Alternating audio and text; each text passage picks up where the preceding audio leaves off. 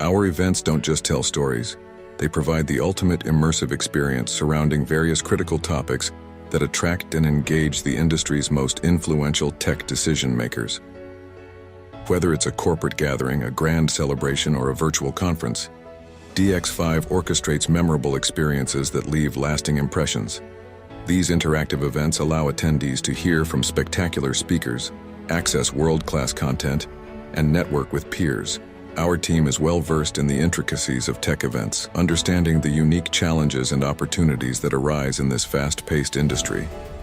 We bring a wealth of experience in managing events ranging from hackathons and startup showcases to international tech conferences. We take care of every detail, from initial planning to post-event analysis. Our comprehensive services cover venue selection, logistics, marketing, audio-visual setup, and everything in between. This allows you to focus on your core objectives while we handle the intricacies of event execution.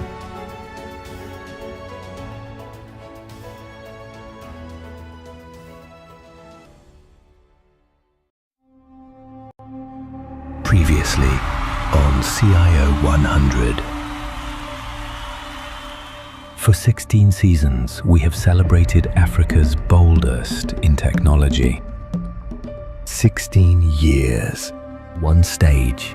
Now, Season 17. The saga continues. The Oscars of Tech, the event that shuts down the year. Africa's ultimate gathering of technology leaders. 500 plus attendees, 50 plus partners, hundreds of winners. 3 epic days. Speakers from across Africa, delegates from every corner of the continent. Powerful conversations that shape the future of technology. This November, 3 days, one destination. Inashipai, Naivasha. CIO100 Symposium and Awards 2025. Season 17. Register now. Partner with us. Be part of history.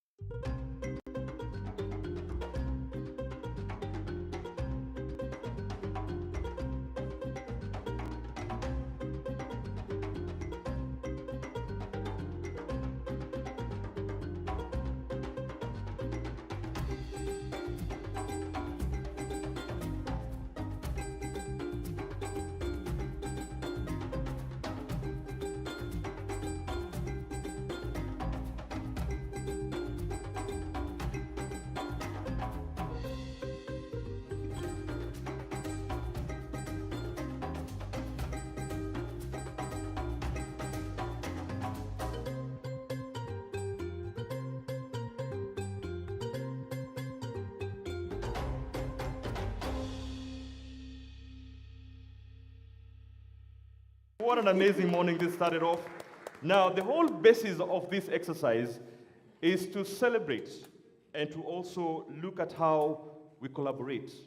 We are in a space where collaboration and innovation go hand in hand, and in my world, I see this as a collaboration and how I see you.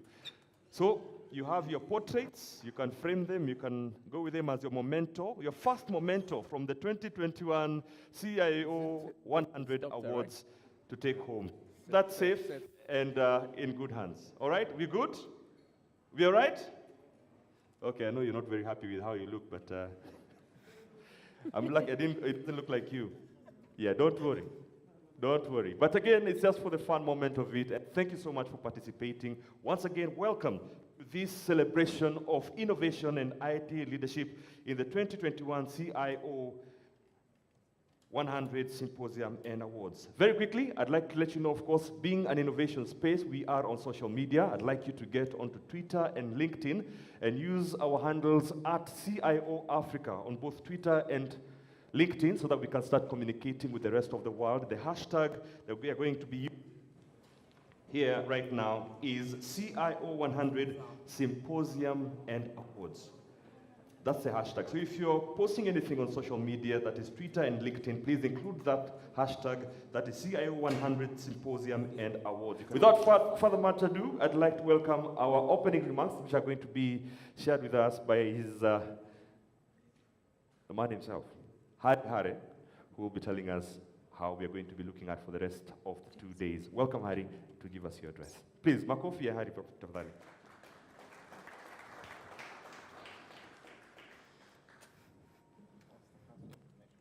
Good morning. I know. The MC was You have supposed to give tell it us. like you give it to Eddie. Good There morning. is a mesh plus plus CIO. Excellent. How are you doing? Welcome to Mombasa. Karibuni Mombasa. So this is the first time we're in Mombasa with CIO 100. It's been a journey of 13 years because we've had so many requests from a lot of you that to CIO in Mombasa, we need to host CIO in Mombasa.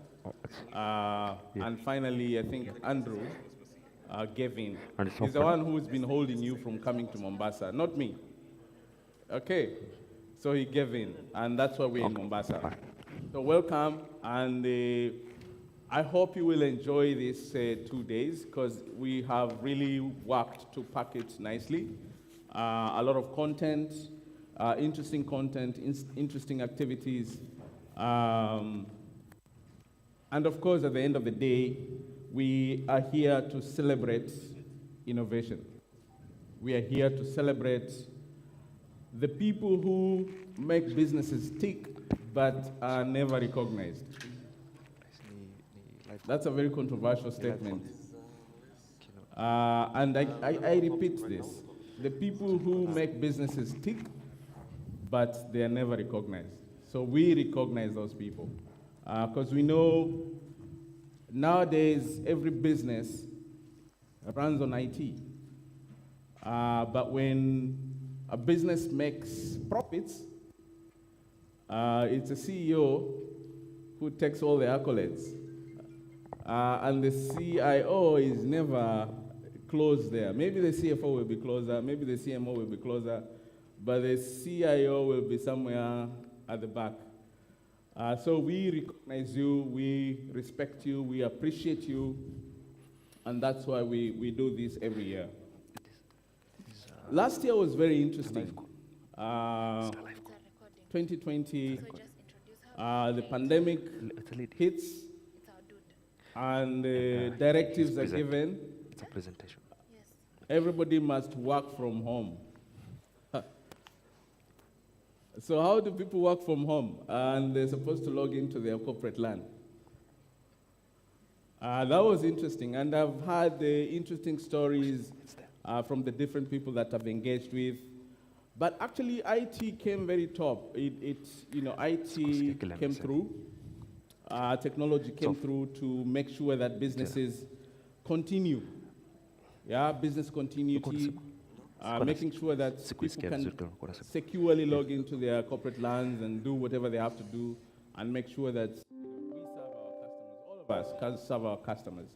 So I must congratulate you guys for making it happen. So please clap for yourselves.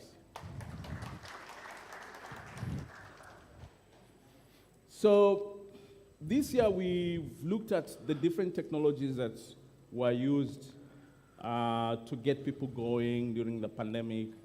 I don't think we're out of the pandemic, but I hear people saying we are post-pandemic. I don't know, but I don't think we're out yet.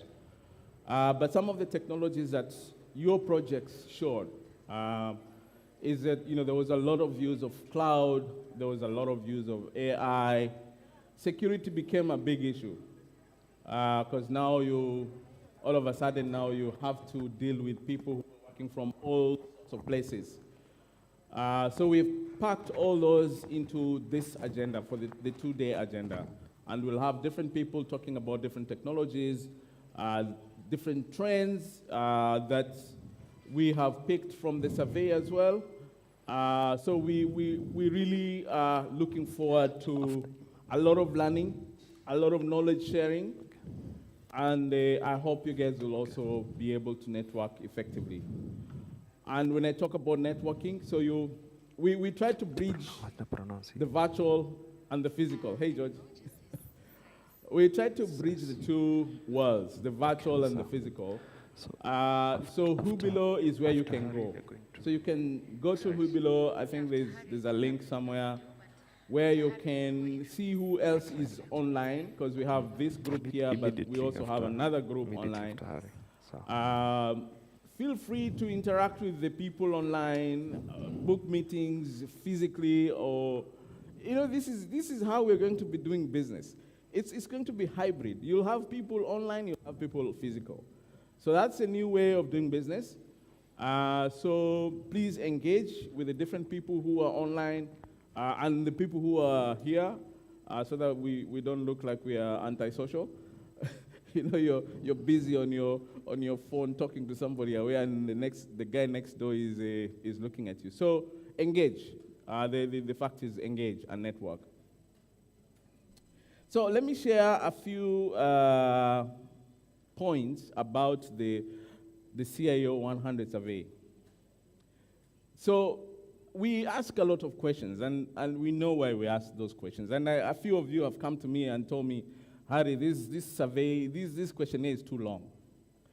But we're also trying to collect insights that will help you guys, that will help the industry to focus and also know what are people doing, what are people using tech for, and what are the trends, where is everybody going, what are people thinking about. So I'll share 3 data points that I picked and I thought were really critical and important. And this is so 80% of you, or the people who submitted the applications, told us that they now report directly to the CEO. That is big, guys. This is like a 20% jump from last year. So I think you guys are going somewhere. Clap for yourselves. You guys are going somewhere. 80%, that's a 20% jump. So I was trying to understand this data and wondered whether this has anything to do with COVID. That maybe the businesses realize that I need to be close to my CIO so that I can know how technology can help us continue with our business. I don't know. That's just a guesstimation. I'm just thinking like that. But 80%, so that's a 20% jump from last year. Then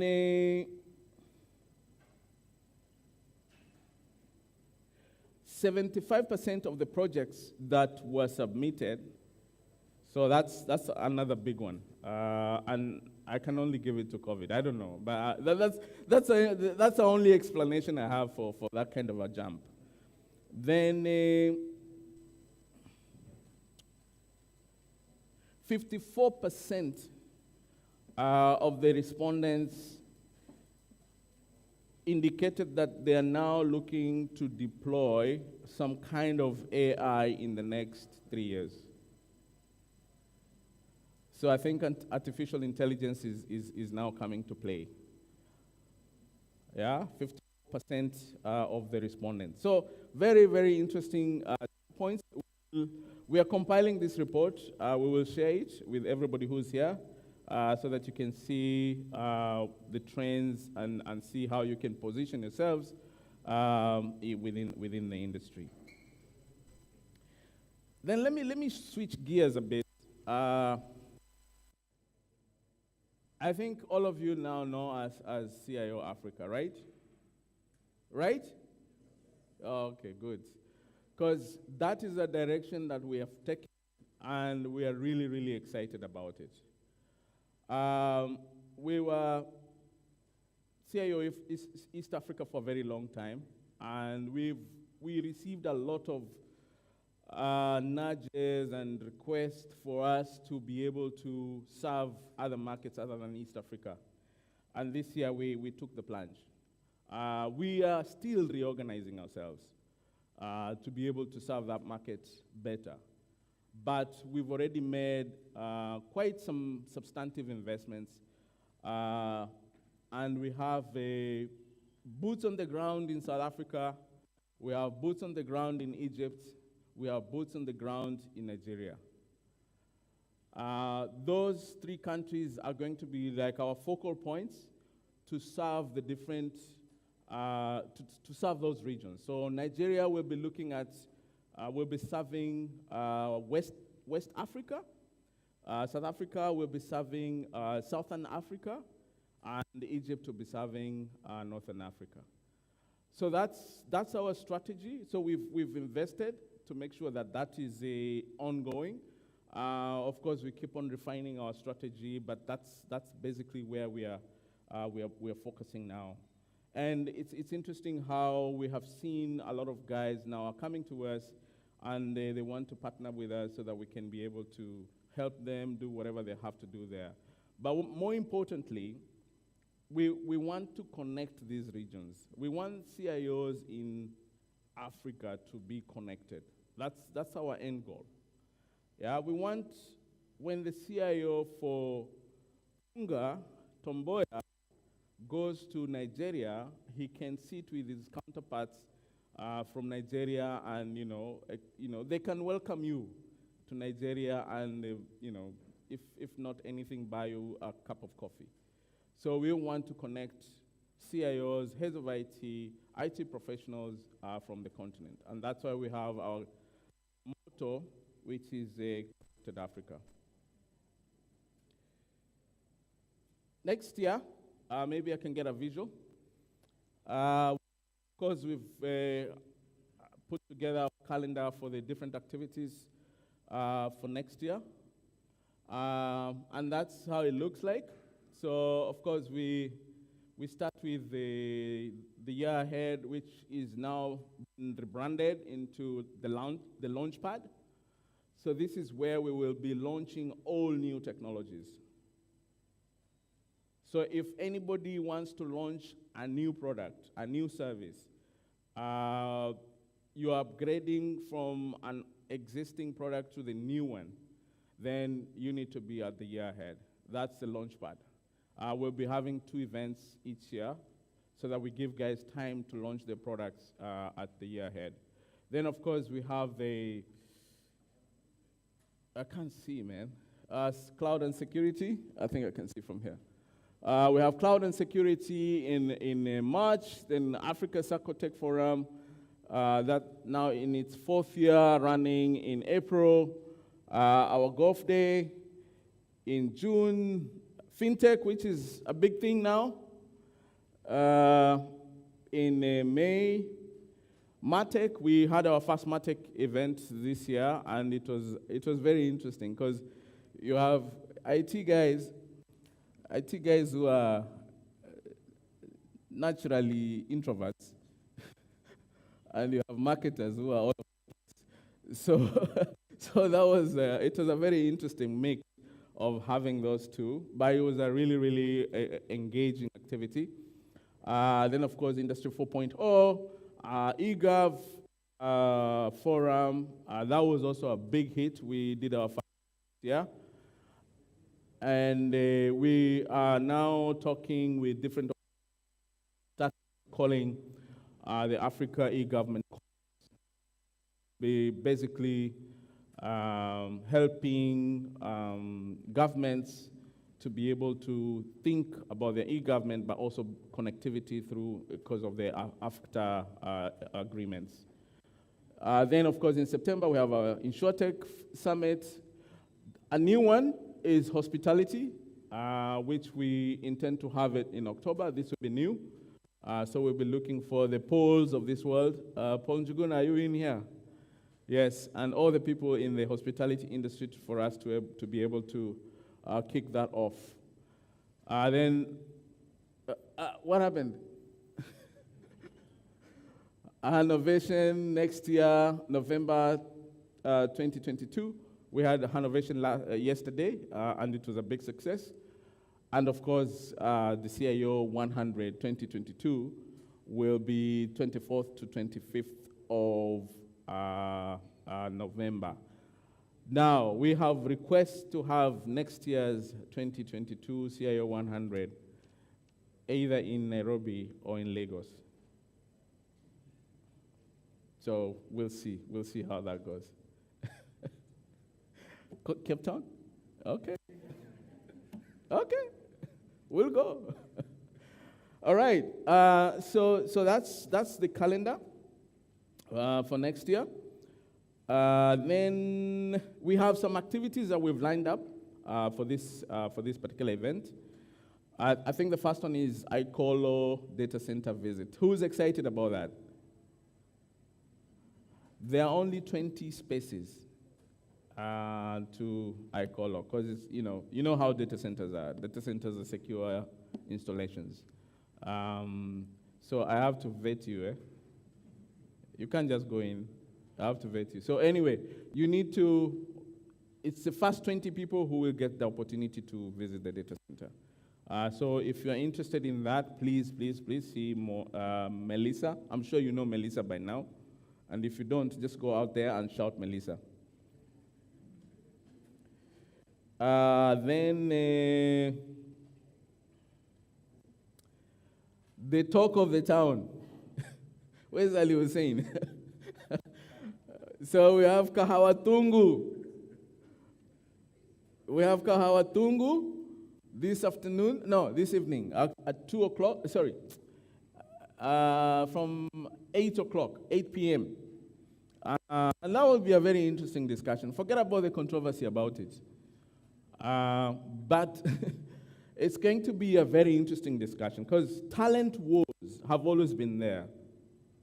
Who has lost the best developer they've ever hired to a bigger company? Show of hands. Only 2 people. Okay, who has lost the best salesperson to the bigger company? Okay.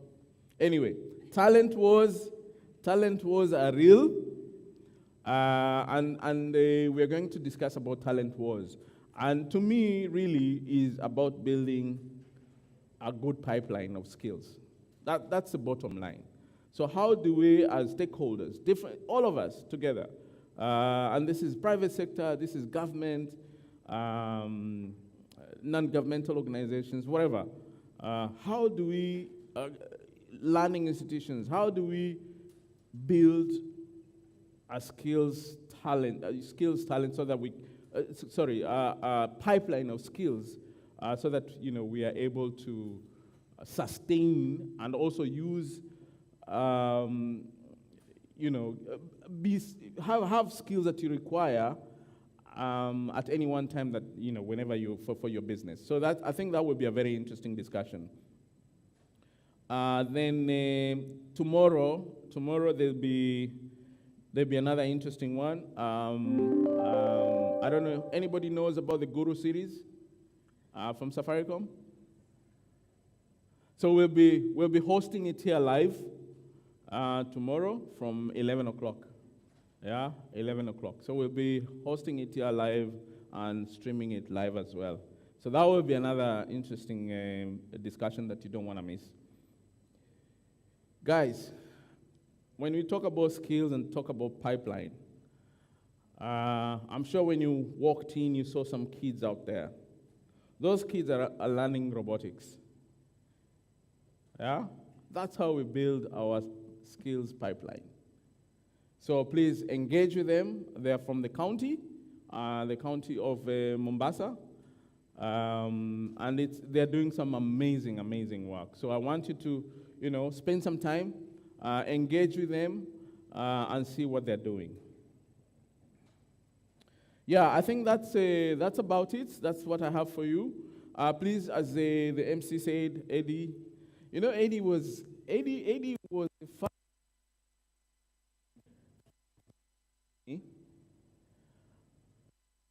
He MC'd the 100. That's 10 years ago. So thank you, Eddie, for that. Yeah. So remember to tweet, to share, to tell everybody that you're here. But remember to network, and let's really have fun, and let's celebrate innovation. Thank you very much, and I wish you a good day. Oh, sorry. So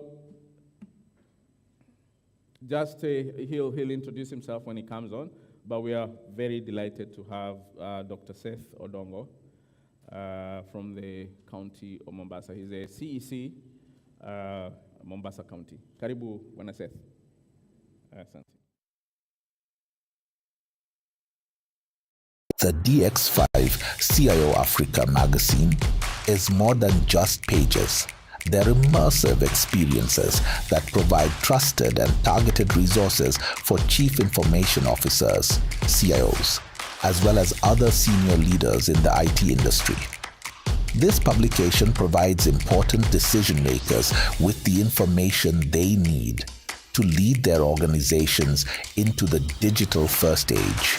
Today, tomorrow, and in the years to come, this magazine will provide an original, comprehensive analysis of issues affecting technology leaders. We are shaping narratives that captivate and inspire.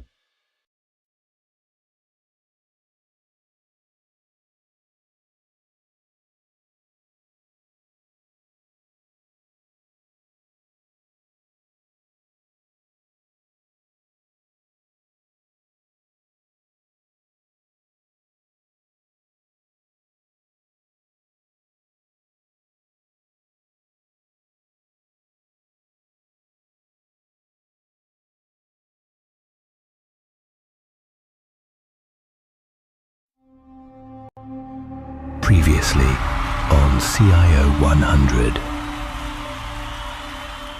For 16 seasons, we have celebrated Africa's boldest in technology. 16 years, one stage. Now, season 17. The saga continues. The Oscars of Tech, the event that shuts down the year.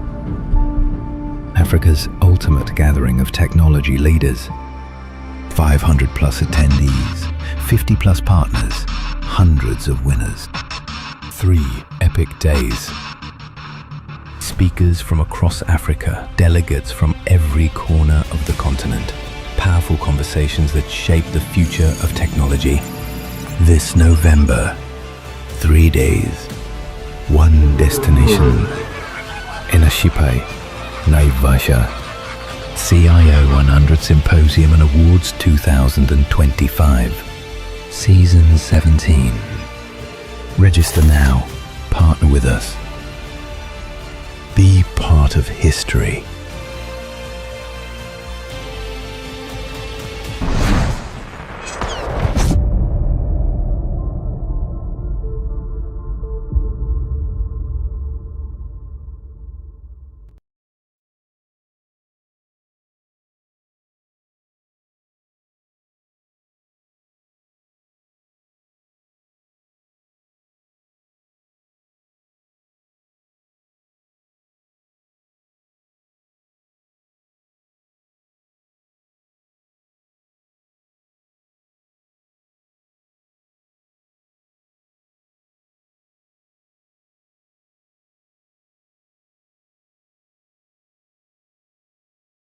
Right now, I hand you over to Francis Kamoyo, IT Manager MultiChoice Kenya, as he delves into using data and mapping technologies to support decision making. Over to you, Francis.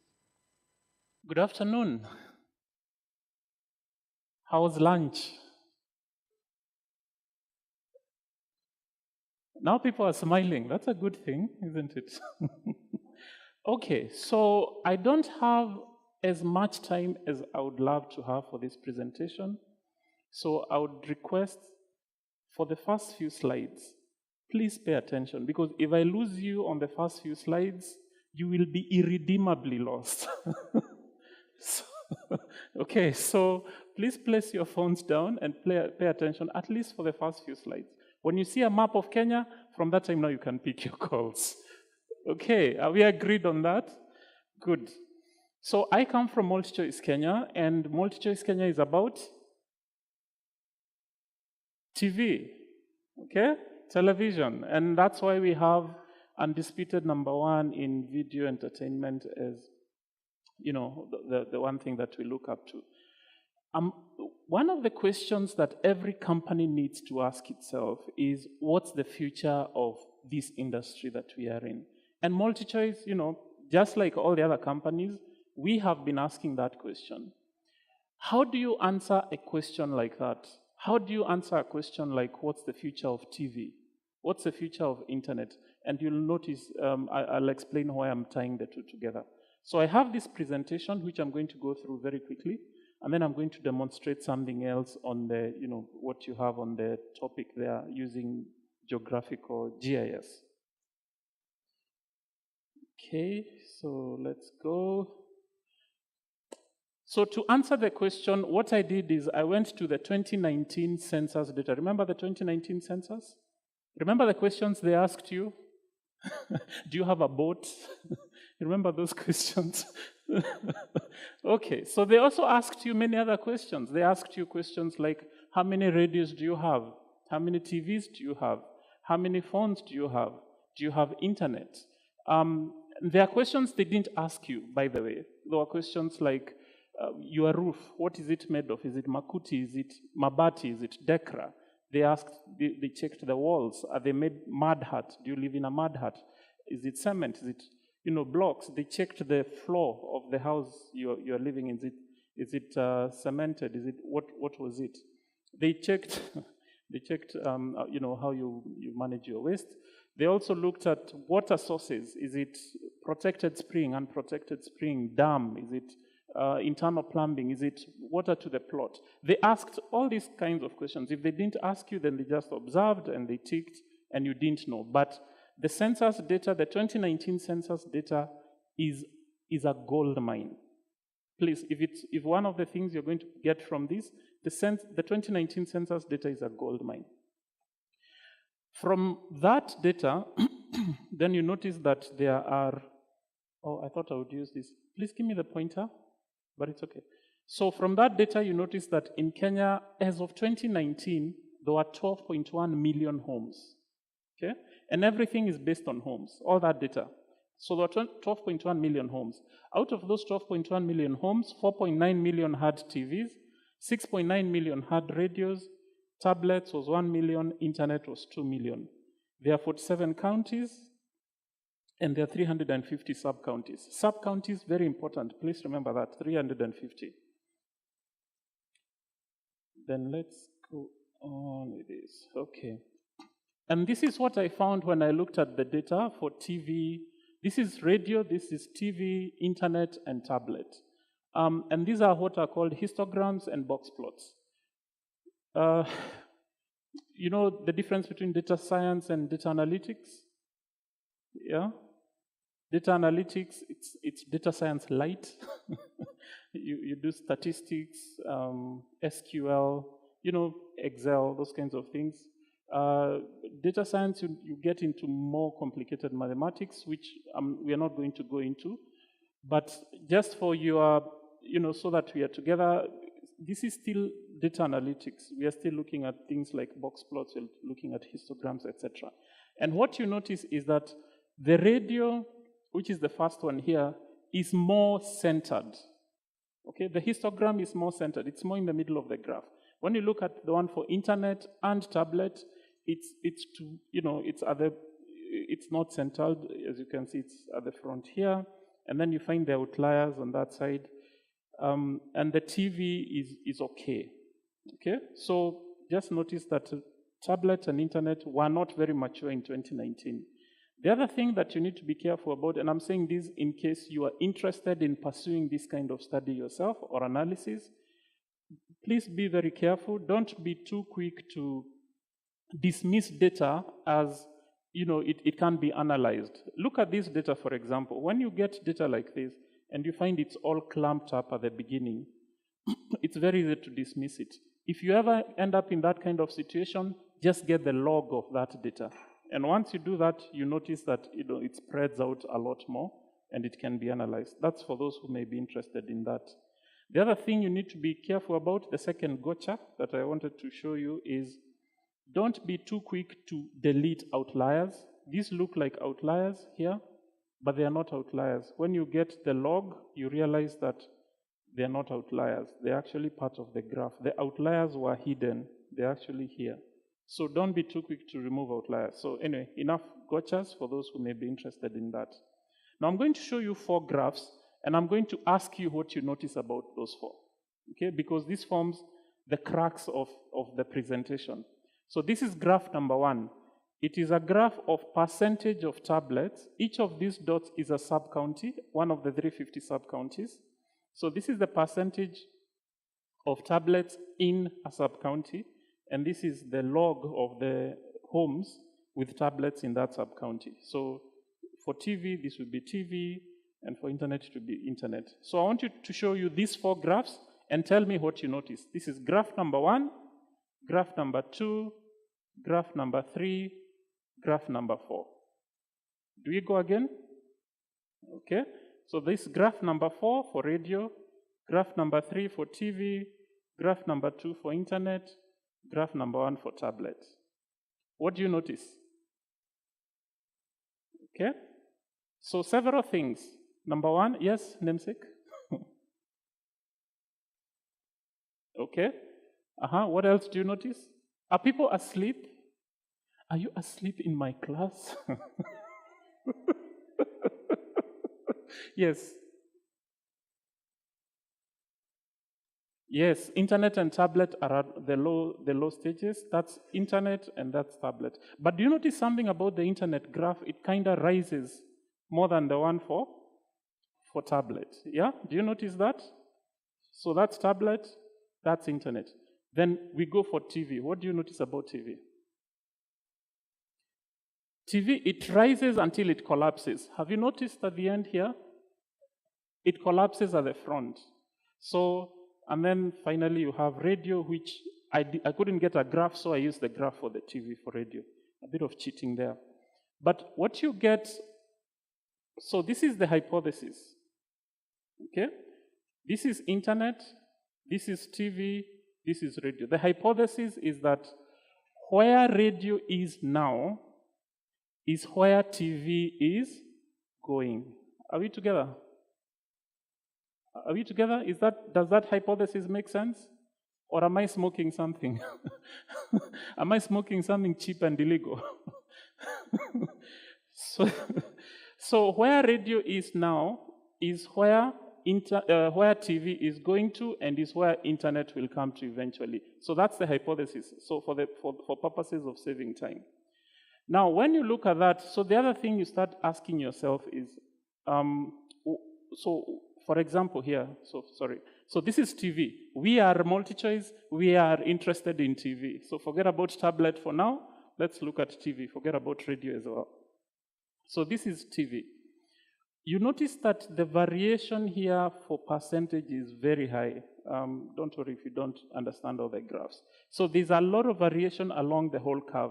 I used regression to get this line. So there's a lot of variation along the whole curve. And then you notice that, of course, the top here has collapsed. And you notice that the bulk is going up. And the question you need to ask yourself is, which sub-counties are these? For example, which sub-counties are these at the top here? Which sub-counties are these at the bottom here? What do they have in common? And what I did is I did now correlation. Those who have gotten into machine learning and all that, you know about correlation heat maps, and you know about k-means clustering. And once what you get with that is what does it correlate with? I'll go through that very quickly so that, because it's a lot of technical stuff. I did the same, so I did that for sub-counties. And now to illustrate what that can do, what it can show you, what insights you can get from data science, I did the same for towns.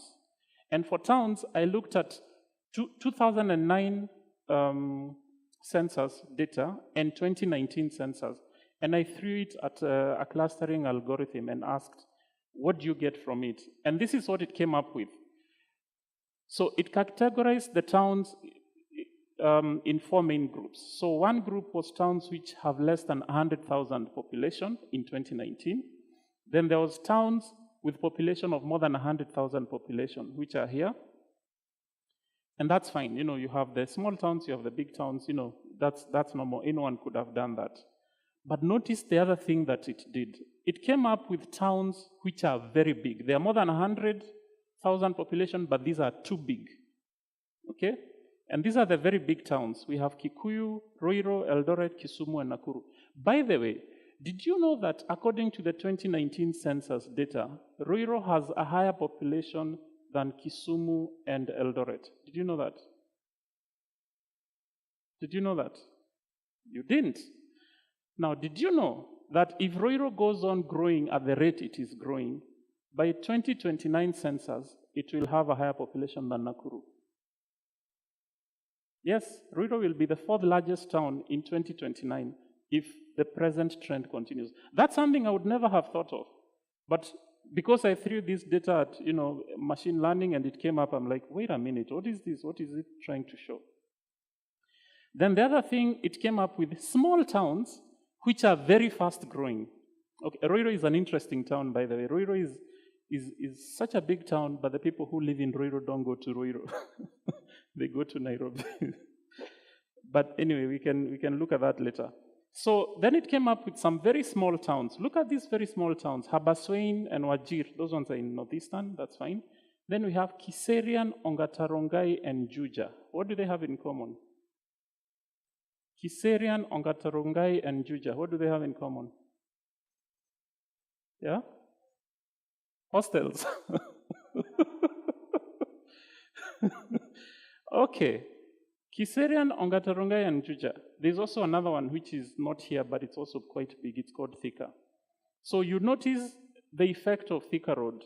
Juja, Ruiru, Thika.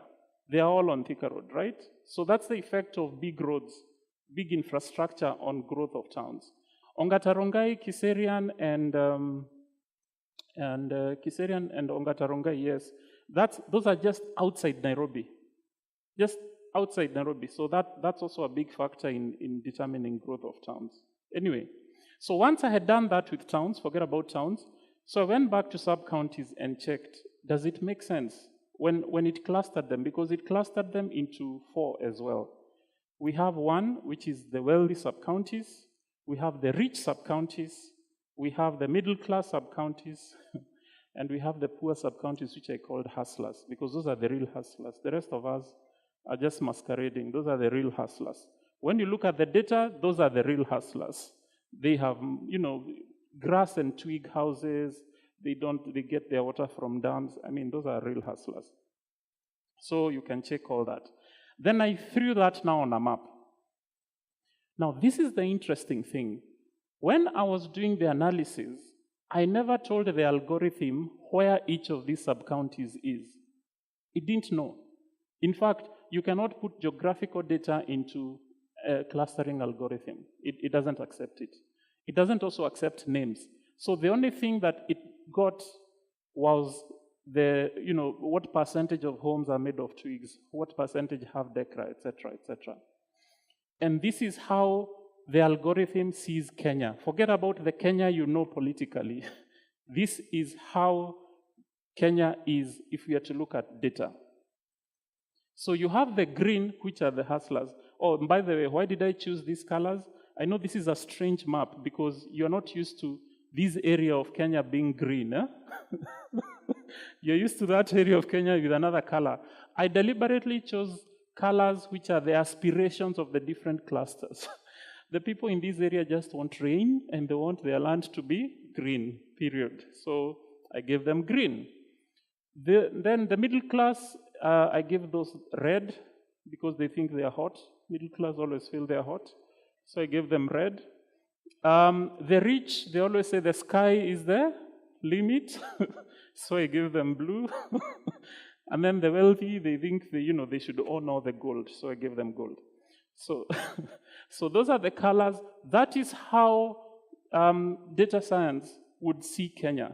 The way you see Kenya politically is, politics and all that. This is how Kenya actually is. Now, notice something about this country, and this will make sense if you actually think about the Kenya you know. Nairobi is Kenya, and Kenya is Nairobi. Everyone wants to come to Nairobi. Why? Because look at that map. The gold sub-counties, the ones which are, oh, good, it's actually working. I thought it wasn't working. Though it has a life of its own.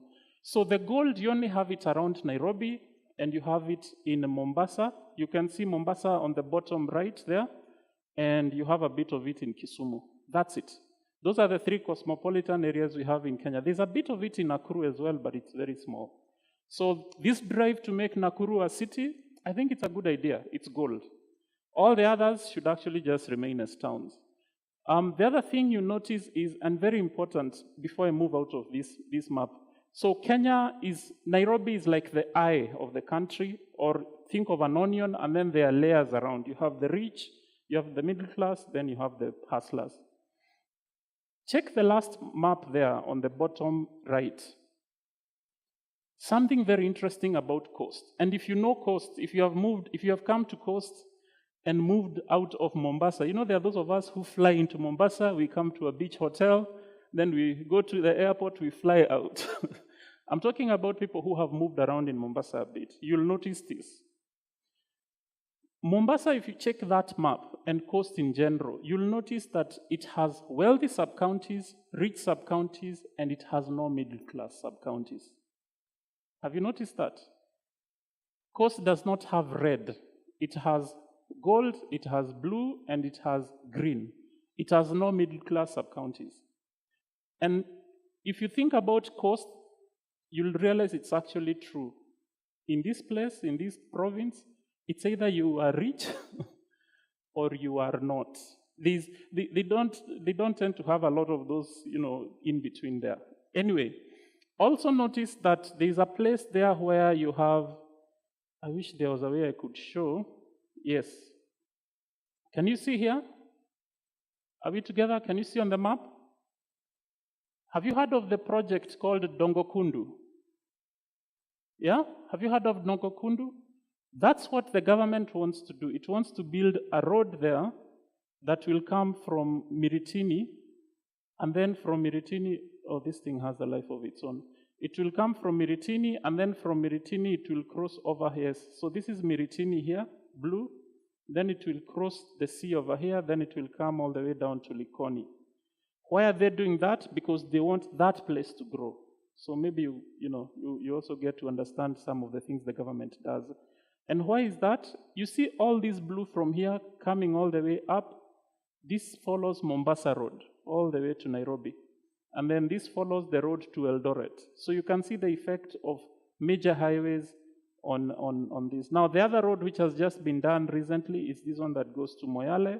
There was a bit of a problem with the map there, but if you like buying real estate, prospecting for land that will grow, now you know where you need to go. Okay.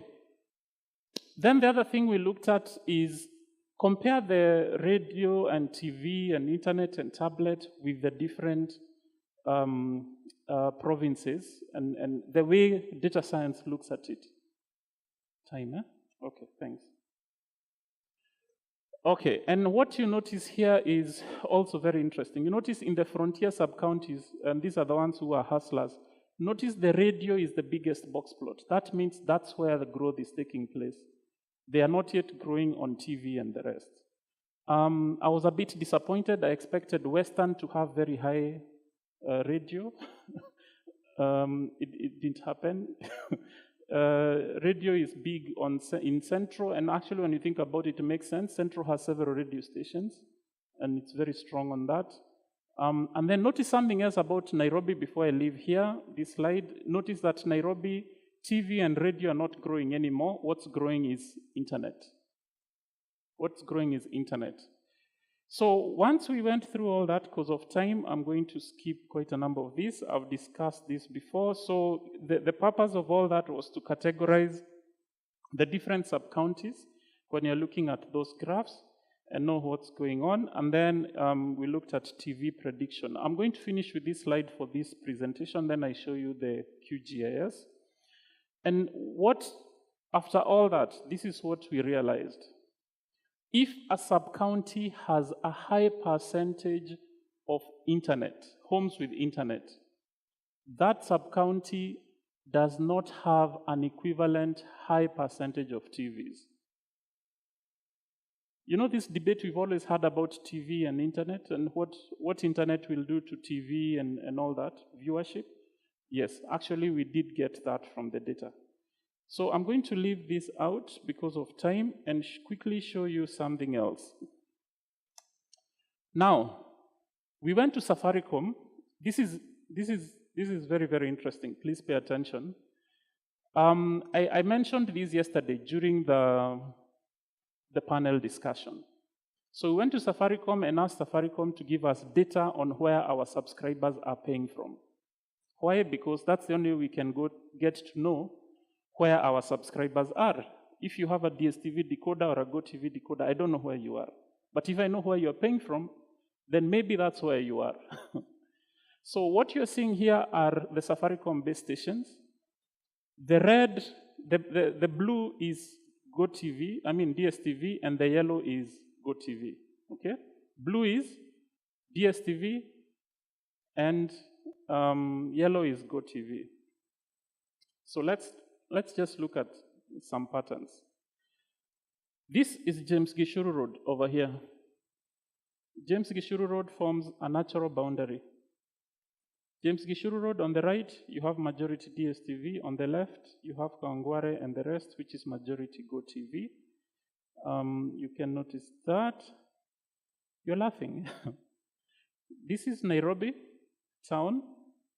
If you check very carefully, you'll find to the left of Moi Avenue, you have more DSTV than to the right of Moi Avenue. This is Moi Avenue here. If you want, I can do for you a filter, and you'll notice that, but I don't have much time, unfortunately. Then we come down here to places like, sorry about that. We come down here to places like this. This is Donholm area. You'll notice this is Kayole and all that, very high GoTV. Then in between, you have Komarok, which has slightly more DSTV, and then Donholm has more DSTV. Then Embakasi, the same thing, okay? Oh, what's this? Keeps coming up. Sorry about that. Okay, first name mismatch, no. Okay, then let me show you something else before I wanted to show you, there's a difference between, you also find places like Kiserian, where inside the town is mostly GoTV, outside the town is DSTV. Now, why am I showing you all this? When you get to know this, our teams in sales and marketing were very interested in this data because it showed them where they need to focus for which technology. It showed them, it gave them ideas of what they were doing wrong. So for that, I can show you one of these. Just a second. So let's go to the one for words, and I click on this. So this one shows you the words. This is summaries of the words, the different words, and then filter. Put that there. Okay. So what I'm displaying now are words in Nairobi where the number of GoTV reduced between December, January, and February. And when you see a map like this, then you should ask yourself, what happened? Why is it reducing? And what apparently was happening is they were focusing so much on the wards inside town and the big estates, and they were forgetting the other wards outside on the fringes of town. Can you see that on the map? You can see their contiguous spaces. So the advantage of using geographical information systems to analyze your data, if you see any contiguous spaces, then it shows you there's something that you need to focus on. And because of time, I don't have a lot more I had a lot more to demonstrate and to show you, but we don't have a lot of time. The thing I can say is I wish the Safaricom team was here and so that I can make an appeal that they please accept to sell insights as a service, as a product, so that we can unleash the fourth industrial revolution. Thank you very much.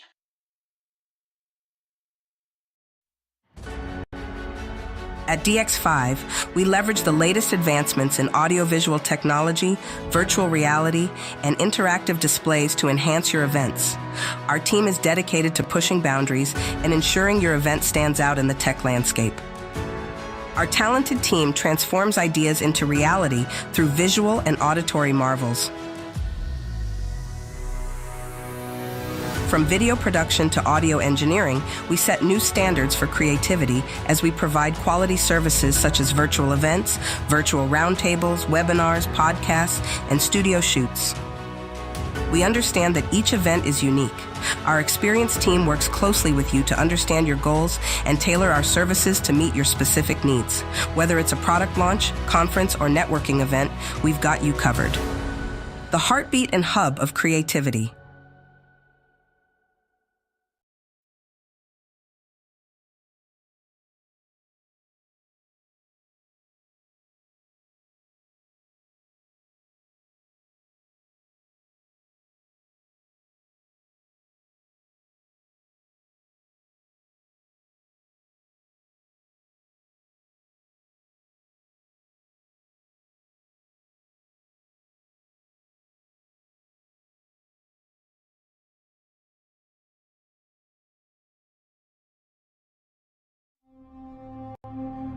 Previously on CIO100. For 16 seasons, we have celebrated Africa's boldest in technology. 16 years, one stage. Now, season 17. The saga continues. The Oscars of Tech, the event that shuts down the year.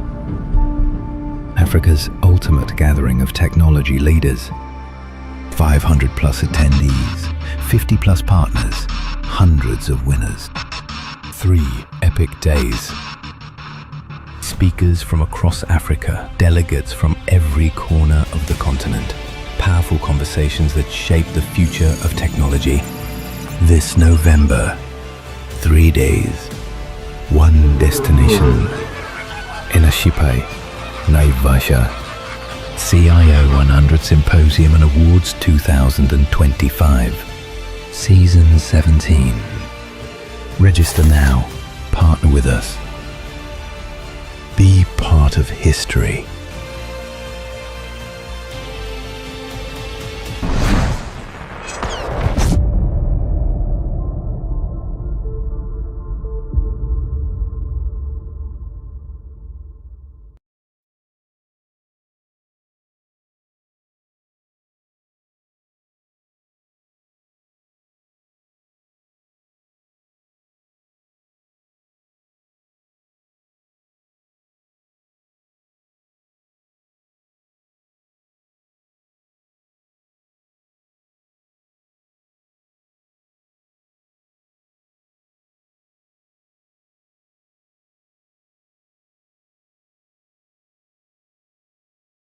I'd like to take this opportunity to welcome our next keynote speaker.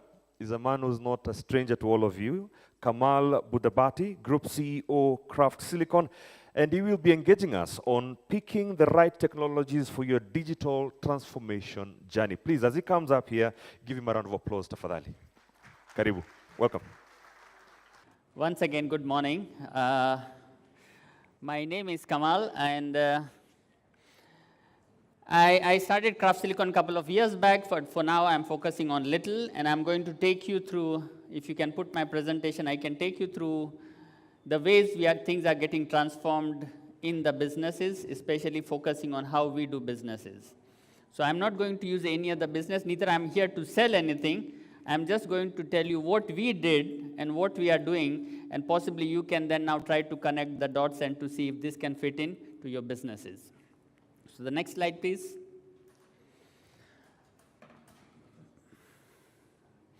So who is Little? As I said, I founded Little. Little is started as a ride-hailing company. We are a technology company that is based out of Nairobi, Kenya, and we plan to scale up our operation across the continent. And I would like to say that 99% of our team is Kenyan. 99 actually. Only one person in the company of 200 is like not from Kenya. Everybody else is Kenyan. And you wait, there's another lot of clap is going to come from the second point. Our team is so gender balanced. And what we realized is in tech, especially in terms of customer support, in terms of several aspects of tech, I think the female employees have done far better than the male employees. The next slide, please. We started as a ride-hailing company in 2016, and then we started moving. We figured out that, look, as a ride-hailing company, we are not able to survive because we are competing with some of the biggest players globally, players like Ubers and the Glovos and the Bolts and of this world. So it was extremely difficult for us to survive just as a ride-hailing company. So strategically, we thought we need to scale up our operations. Currently, we operate in Kenya, Uganda, Tanzania, Zambia we started, but not doing quite well, but also entered into Somalia and Ethiopia. So this is where our footprints are, and our plan is to become a super app across the continent coming out of Nairobi, coming out of Kenya. And we have close to about 100,000 drivers on the platform. Next slide, please.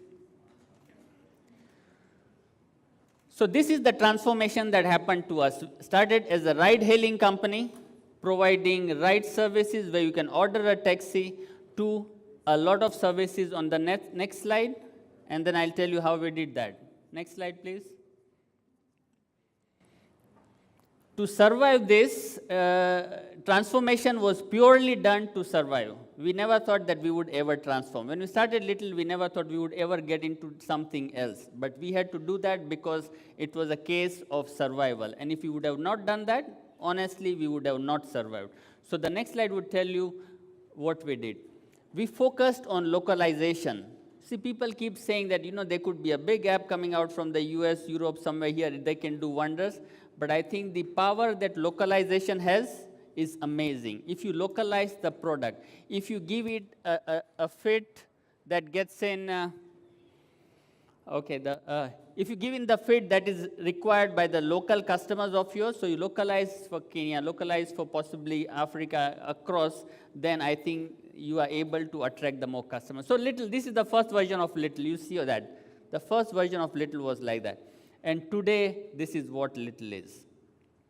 So Ride started as a ride company, but then now we do deliveries for foods and the groceries and all those things. We got into the payment, we got into the health space. Today you can book a doctor on Little, for example. You can request for your COVID test to be done on Little.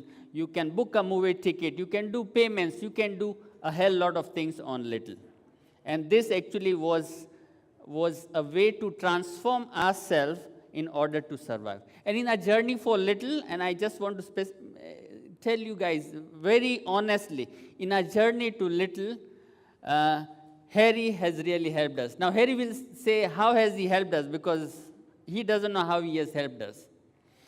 But every time I had something or the other, I would go to Harry. I remember once we met him in Art Cafe and says, Harry, this is my problem. Knowingly or unknowingly, he told me something which really helped us to scale up. So every now and then, if there's something, I think Harry is the person who I should be going to. Thank you, Harry. Thank you very much. Next slide, please. So in this transformation, certain things I think are very interesting from the CIO's perspective. So first thing is we have about 100,000 agents. So our drivers are agents. Our boda guys are agents. The restaurants who do the deliveries, they are agents. We have close to about 100,000 of them. Now, every time a driver is moving, for example, we need to get their location so we know exactly where that driver is. So when a rider requests a driver, we need to pick up the nearest driver. These drivers need to communicate every 5 seconds to our servers. So that's like 100,000 calls happening every 5 seconds. And all this technology that we use here are all done by Kenyans. So for that, we use, for location data, we use NoSQL databases. Initially, we started as SQL databases. We started with MySQL, migrated to MS SQL, tried out Oracle as well, but every now and then, it just kept falling down and down and down. So for these kind of extremely high volume transactions, we figured out and we learned through hard way that NoSQL was the right database. And now, as we speak, it just does amazing job for us. Every time a customer is requesting a ride, for example, I'm standing here and I request a ride, I need to look for 10 drivers within about a kilometer or 2 in radius. Now, for that, I need to go through all the 100,000 drivers and say, who is the nearest driver? So from the nearest driver, first I get the nearest driver based on the air distance. Then I have to make a call to Google or Open Maps to get the right direction, because I could be just here, but the road to that place could be like this. Now, all that also was extremely difficult. So for that, we had to use something we call as Redis. Redis is an in-memory database that allows you to do all these things extremely fast. So in case if you are using something that has a lot of transactions happening, and you need to do a lot of queries extremely fast, Redis is a database that also you can use. Next one.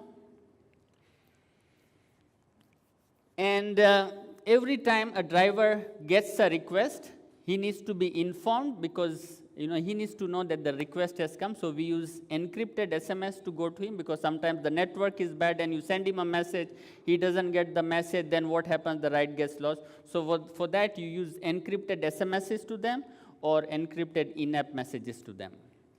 Next slide, please. And then eventually, it became also important for us that because we are collecting all these data, we need to start analyzing the data. So some of the ways we analyze this data using AI, please take me to the next slide.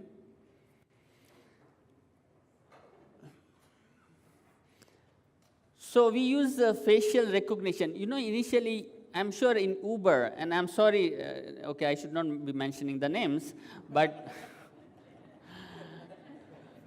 so I didn't mention the name, yeah.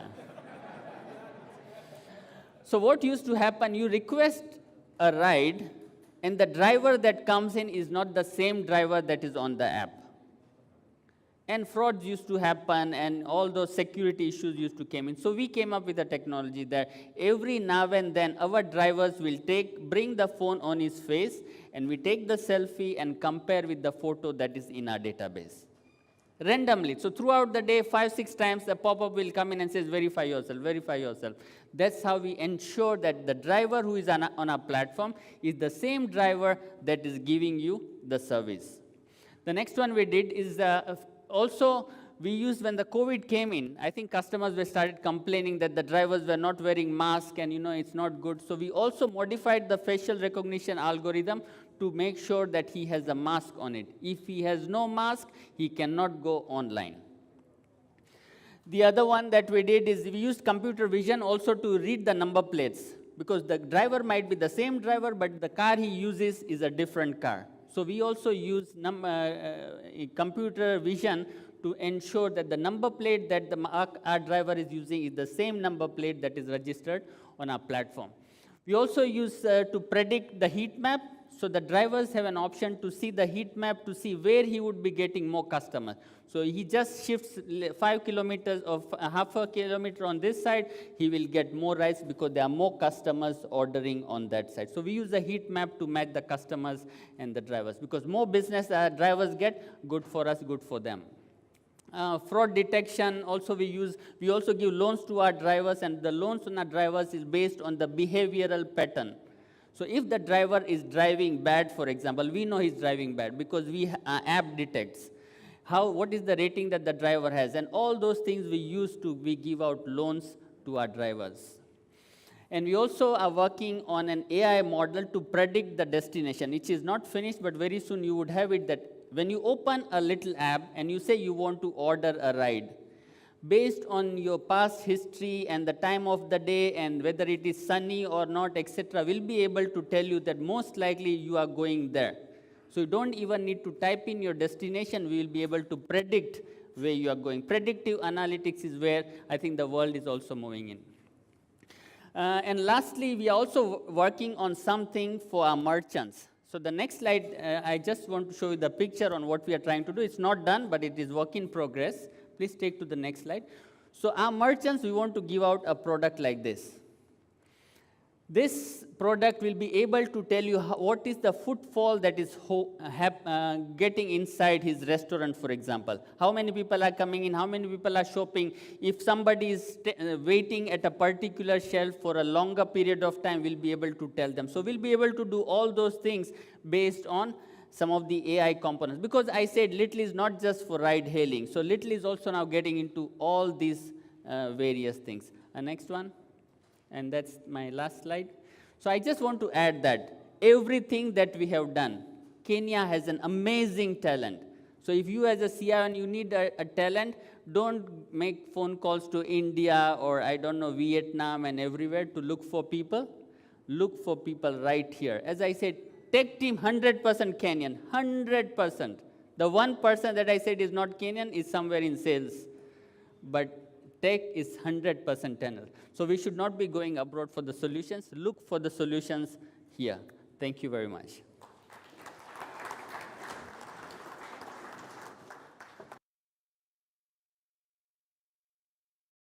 Our creative design team, the maestros of aesthetics. From branding to graphic design, they weave visual stories that resonate with audiences, making brands memorable in a crowded market. From captivating presentations to interactive displays, we create visually stunning content that keeps your audience engaged and enhances the overall event experience. Our team seamlessly incorporates your brand elements into every design aspect, ensuring a consistent and memorable experience for your attendees. Previously on CIO100. For 16 seasons, we have celebrated Africa's boldest in technology. 16 years, one stage. Now, season 17. The saga continues. The Oscars of Tech, the event that shuts down the year. Africa's ultimate gathering of technology leaders. 500 plus attendees, 50 plus partners, hundreds of winners. 3 epic days. Speakers from across Africa, delegates from every corner of the continent.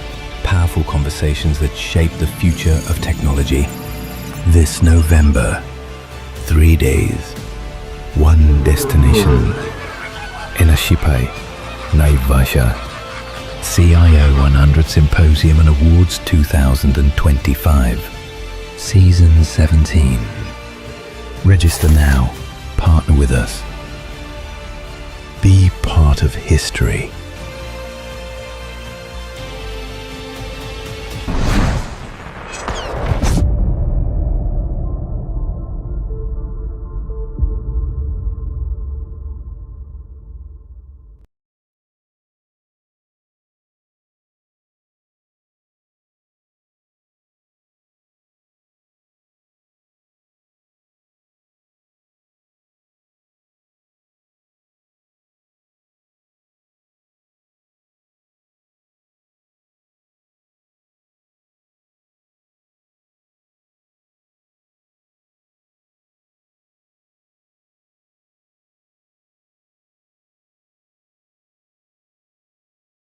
So right now, I'd like to welcome the representative of the county government of Mombasa, and listen to this. I mean, the ICT department and the education, which is merged together, if I'm not wrong, are just going through your social media pages, and it's amazing to see. I've worked for county government, and I know the challenges county governments have when it comes to, investing or even understanding the scope of having innovation inputted in those devolved arms, including education.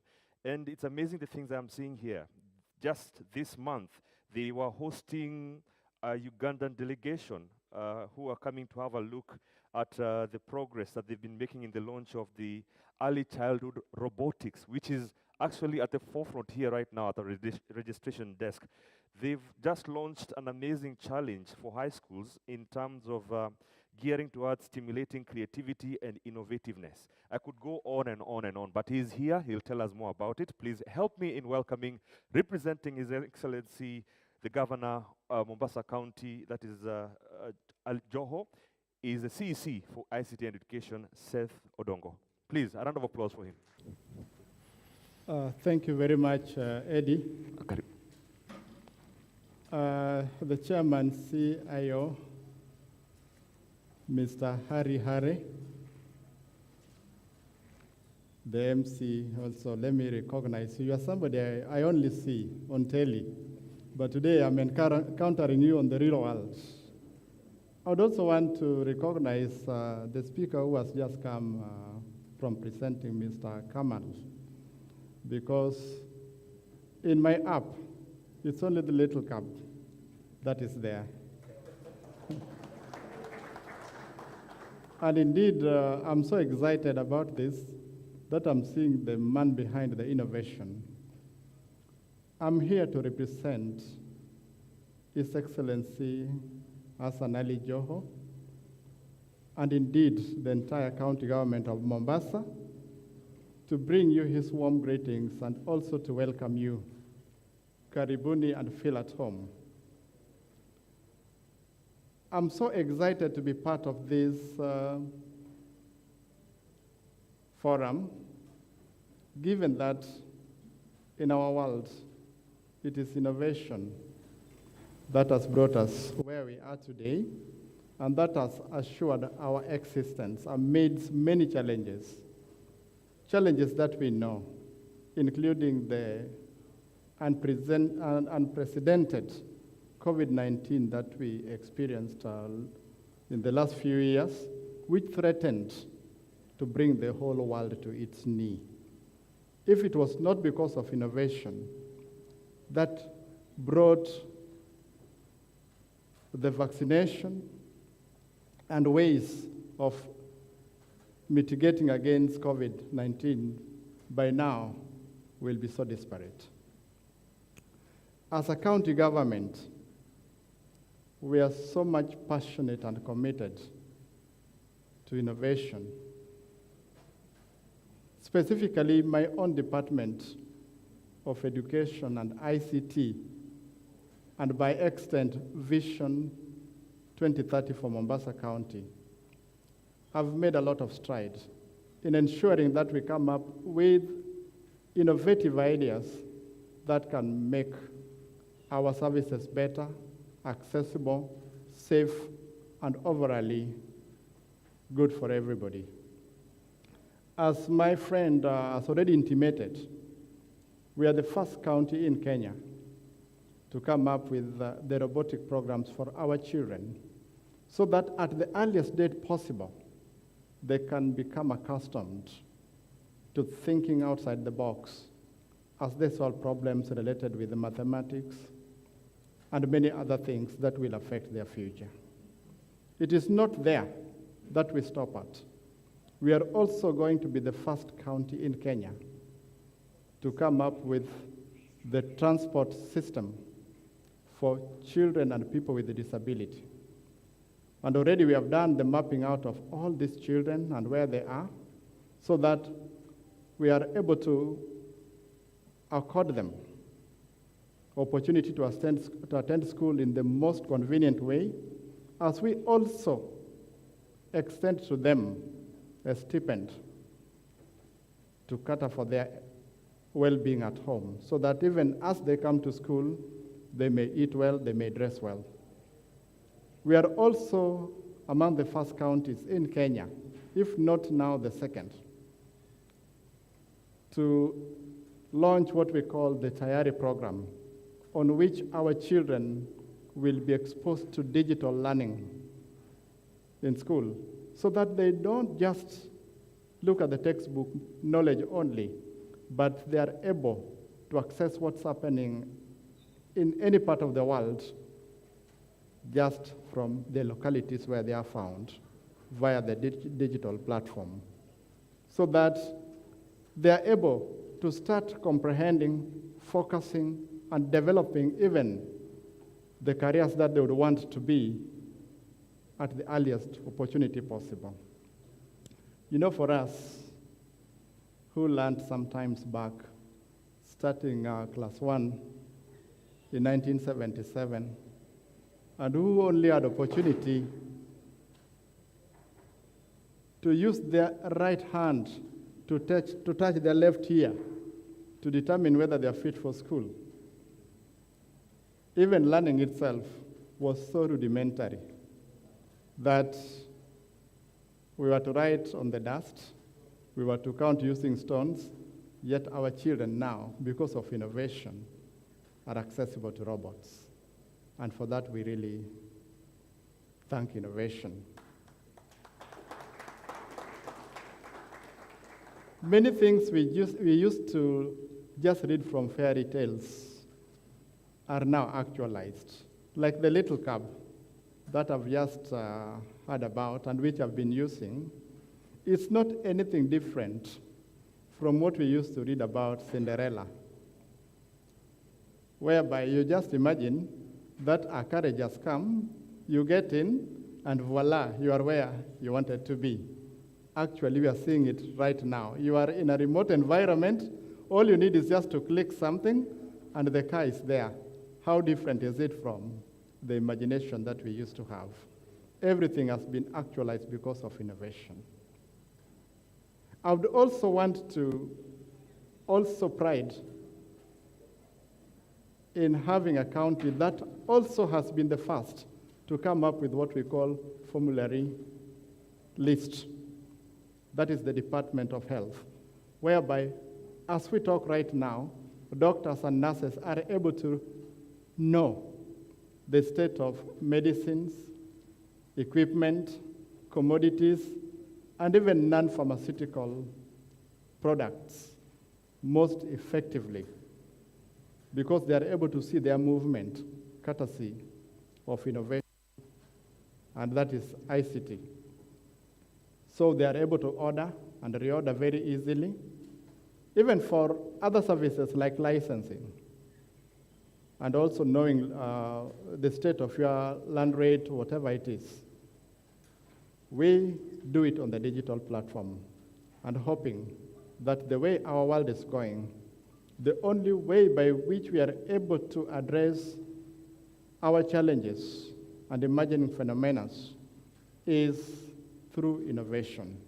And that's why I want to congratulate, on behalf of my governor, and indeed the county government of Mombasa, all organizations that have been represented here, and those who will be awarded.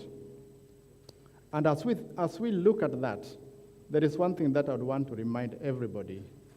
I know very well that not everybody will carry a trophy by the end of the day, but don't feel disheartened, because we have known from history situations whereby what was not expected to be the best turns out to be the greatest solution the next day, which means that your own innovation may not win today, but after a few weeks, you will be the one the world will be looking for.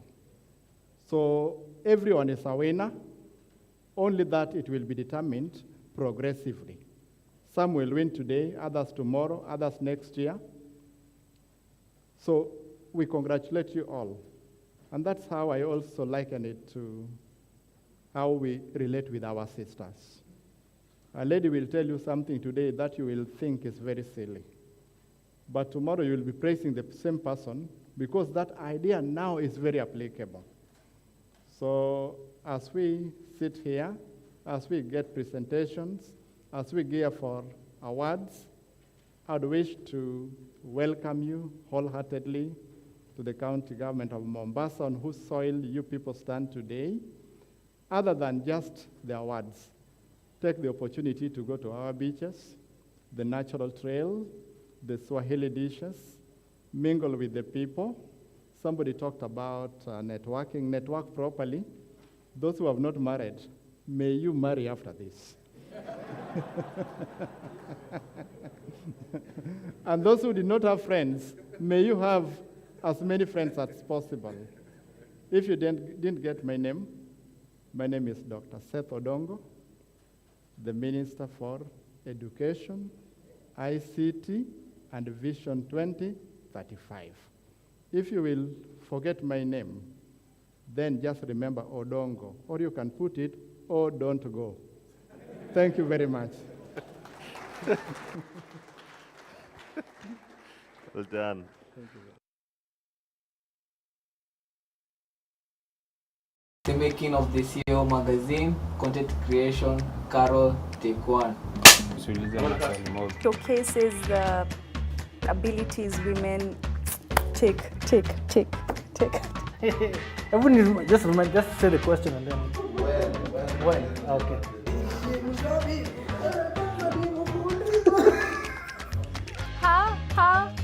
Ha, staying alive.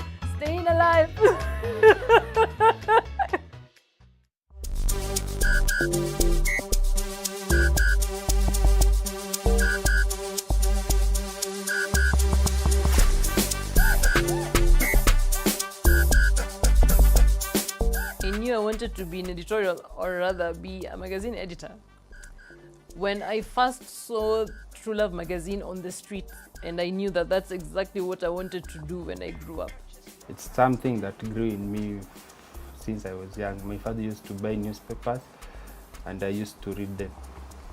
Well, it's something that I pursued intentionally. I have always wanted to tell people about things that they do not know. I always wanted to be the one who passes one message or another to the general public. So that's something that I've always wanted to do ever since when I was a young boy. So I can't really put a date or year to it. I knew I wanted to be a journalist from a very young age. It was more of a passion. I got inspired by news anchors, the likes of Victoria Rubadiri, and journalism is a bit wide. I liked the fact that it informed people. It brought people together to a specific content that I, as a journalist, will execute and bring it to them. When I knew I wanted to be in digital and marketing, it came to me too. Started out as tech support. So yeah, I gravitated a lot towards marketing, and I just found myself there. I think I found myself in sales, mostly because I am a people person. I'm very passionate about people and brands, so sales helps me engage more with people. I knew when I was very young, I used to draw a lot. I've always seen my uncles and cousins draw, so I kind of fell into the whole idea then, and I've loved it ever since. I would have been a lawyer if not a journalist. I think I would have become a professional hockey player if hockey was serious in Kenya. Be working in the security industry as a DCI. If I was not a writer, I would be a lawyer because I trained for it, and I would be spectacular at it. I would have been a basketball player, hopefully. I probably would be a teacher. My favorite issue would be the Alex Karanja issue from Naivas. Like I said, I really enjoyed that interview, and I think you should, if you're watching this, you should maybe go and check out that issue and read the copy. I think the whole issue was done well with my colleagues as well. And then an honorable mention will be Betty Mwangi when she was at Jumia. It was my first cover story at CIO, and I think I was only like 3 months old at CIO Africa. The November issue that featured 45 women, influential women in tech. The January 2023 issue, which was for the CIO of the year, because relatively it was one of the most the issues that did so well for us in terms of marketing and whatnot. And it was also a very interesting issue to read also. I don't have any particular issue because every issue comes with its new challenges and something to learn on. It's just a continuous improvement on other subsequent issues. If I were to interview any tech leader, dead or alive, it would be Bill Gates. I would like to write a tell-all book, but not just based on tech or how he became the richest man, but all the controversies that he has been involved in, the scandals that have covered his life. I would like to get his own personal account in his own words. What I like about selling the CIO Africa magazine is the fact that I'm able to interact with people and brands to position their organizations in a tangible platform. I like to consider the CIO Africa magazine as a tangible, transformative platform for organizations and brands. The hardest part about marketing the CIO Africa magazine in particular is just trying to the reading culture for people has really deteriorated over the years. So just trying to promote the reading culture, and of course we have amazing content in there. So just trying to highlight some of the amazing stories that we cover every month in the magazine. If I was to give a TED talk about selling magazine advertisements, number one is make sure that you understand what the organization's dynamics are, because advertising in print is dynamic and also it's different. So it's a niche by itself. So you really have to understand the brands and its goals for you to align the organization and yourself with it. Every magazine theme is decided by events, by the events calendar, and by the trends that are happening in the tech industry. So what informs it would be tech trends, surveys, reports, and this CIO100 survey. I choose it by going through a lot of online stuff. I go through Pinterest, I look through what people are doing. I pick a few ideas from everything and then kind of mash it up to make it my own design. So online, I usually go online a lot to kind of research my designs. We follow a content calendar. So every month we know who to interview and the topics to cover. We usually adjust the calendar based on new developments in the field. If CIO Africa hosted a dinner party, I would invite Sheryl Sandberg, Mark Zuckerberg, Elon Musk definitely, Phyllis Migwi, Catherine Muraga, all the CIO100 winners. Right now, I think I love to maybe invite Phyllis Migwi. She's a good conversationist. I think it will be a good experience going with her. There's also Tomboy Opio. These are also Kenyan. He's also a good conversationist. I've chatted with him a couple of times in a number of events. To go globally, if he would accept Elon Musk, but he doesn't know me, so I don't think he will. There's Mark Zuckerberg, who I believe maybe I can get a chance to interview down the line. Sophia, there's a lady I once interviewed. She was called Sophia Alj. She's the founder and COO at Chari. Chari is a B2B e-commerce startup based in Morocco. If I was to come up with a slogan for the CIO Africa magazine on the spot, it will have to be something like MAGA, which is for Make Africa Magazines Great Again, which is MAGA for MAGA, like Trump. A theme song for the magazine, it would probably be I Know I Can Be Where I Wanna Be. The reason for that is because CIO Africa magazine and also other CIO Africa products, it gives you the hope that you can make it big, you know, in the tech space, especially in Africa. So that would be my song. We Are the World by almost all stars, the Michael Jackson, Lionel Richie, that version. We are the world, we are the chill, because it's a revolutionary song, and I think what we do here is something that is revolutionary, and I think that song will help, will bring that message clearer. Ha, ha, ha, ha, staying alive, staying alive. Tupac, All Eyes on Me. All I Do Is Win by DJ Khaled.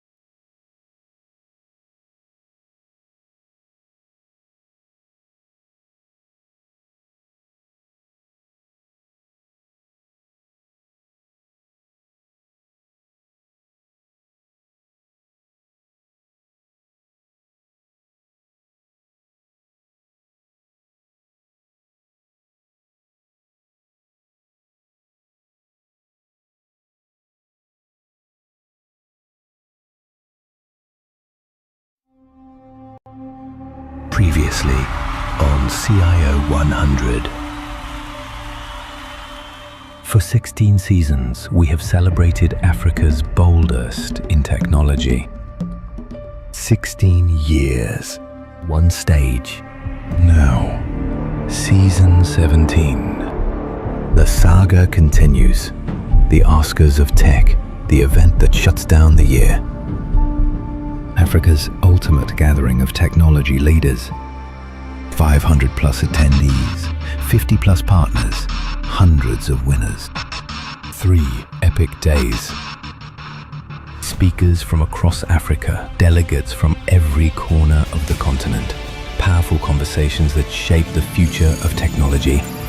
This November, 3 days, one destination. Inashipai, Naivasha. CIO100 Symposium and Awards 2025. Season 17. Register now. Partner with us. Be part of history.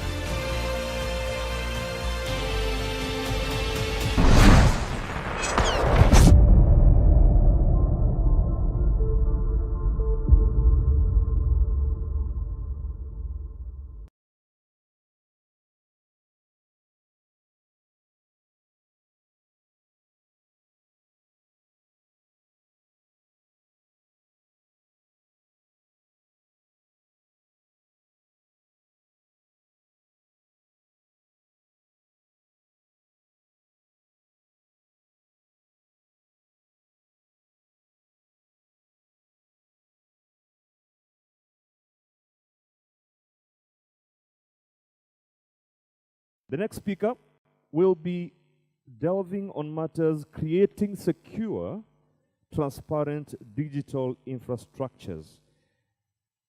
To give us this presentation is Juan Rodriguez, who is the EMEA Sales Director, Digital Identity at Entrust, and he is the Sales Director and also a professional with more than 15 years of experience helping banks in their digital identity and security strategies for the mobile and online channels. So I believe we have Juan online.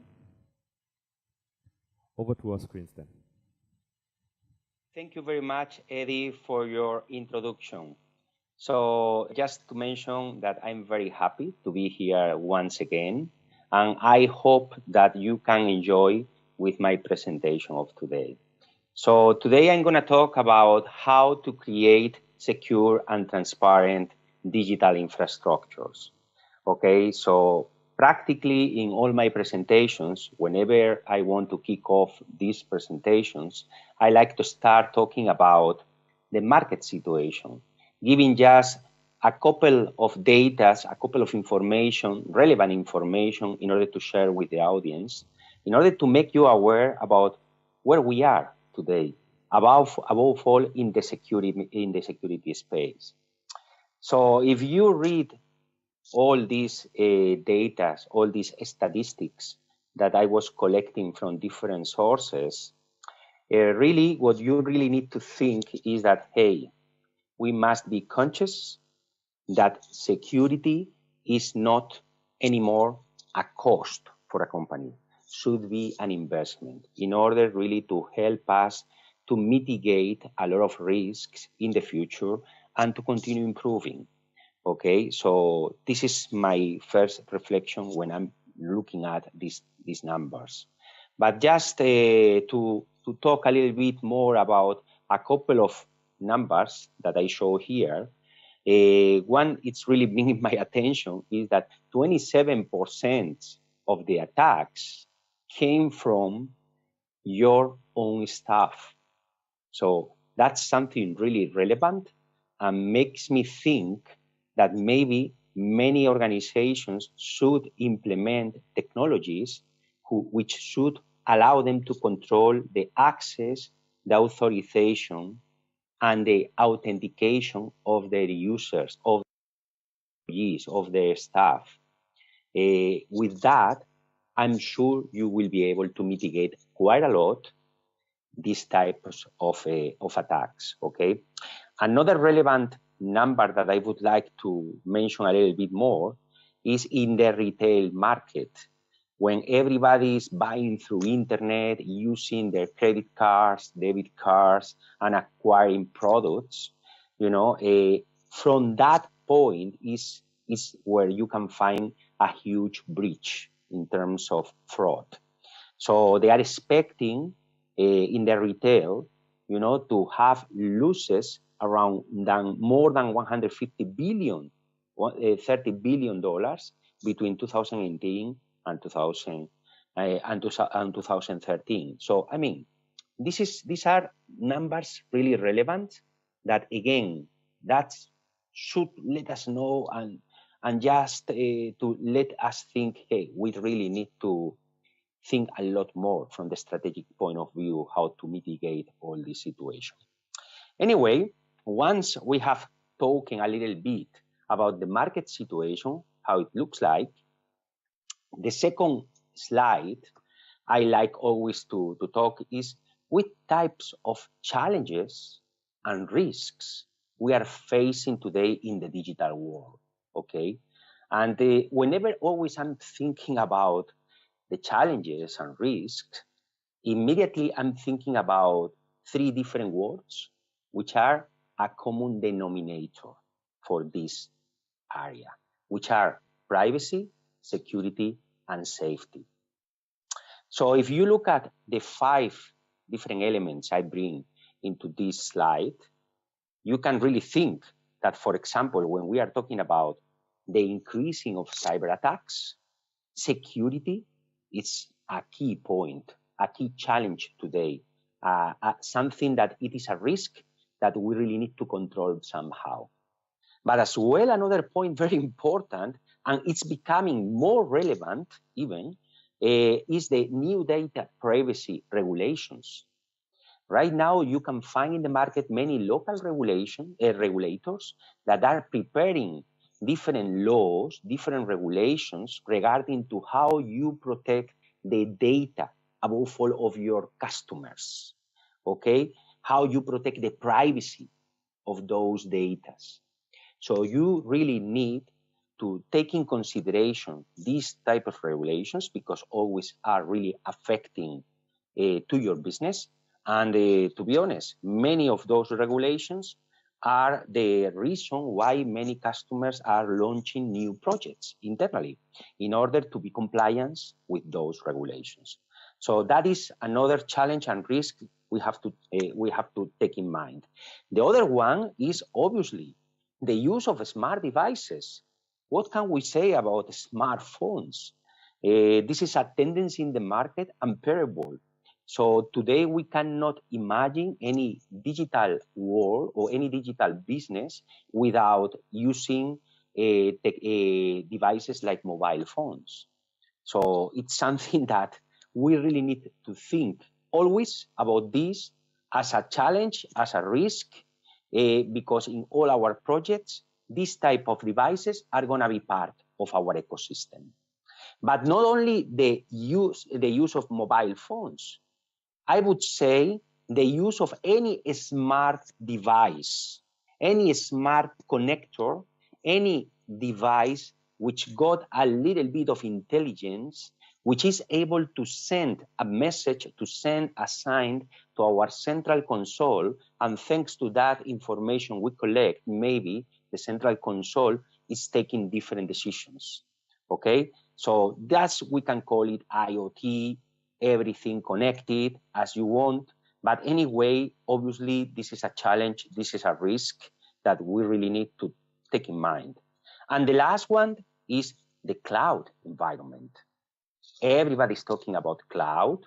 Obviously, the majority of people knows the benefits to go to cloud, you know, but depending where we are or where you are located, the maturity of these technologies, of these environments are higher or less mature. So, I mean, it's something that still is not 100% under control of all customers. And depending where you are, you can feel the need to move to the cloud quicker than in other areas, and above all in different segments, okay? So these are more or less the risks and challenges we must face whenever we are thinking about any digital business. But now, let's start talking about how to secure infrastructures, okay? So what should I think about in order to prepare a secure infrastructure, okay? To make a plan, to design a solution in order to secure my infrastructures. So something I really need to think about whenever I'm trying to prepare or to design any solution for securing infrastructure is to think about words like signing, encryption, authentication. And why I'm thinking about those words? Because if you look at these 5 elements, once again, I bring here in this presentation, one of them is connected. How to secure the network connection. Obviously, here it's extremely important how we are going to secure all different elements which are going to be part of our network. Otherwise, we could have a lot of problems and an incredible insecurity inside of our network. Another element is how we are going to control the firmware of all the different smart devices, smart elements which are going to be part of my network. I need something which is able to manage and which is able to update and upgrade the software of all these elements, because we could assume a high risk situation if those elements are not really up to date. So that as well is something we need to think about.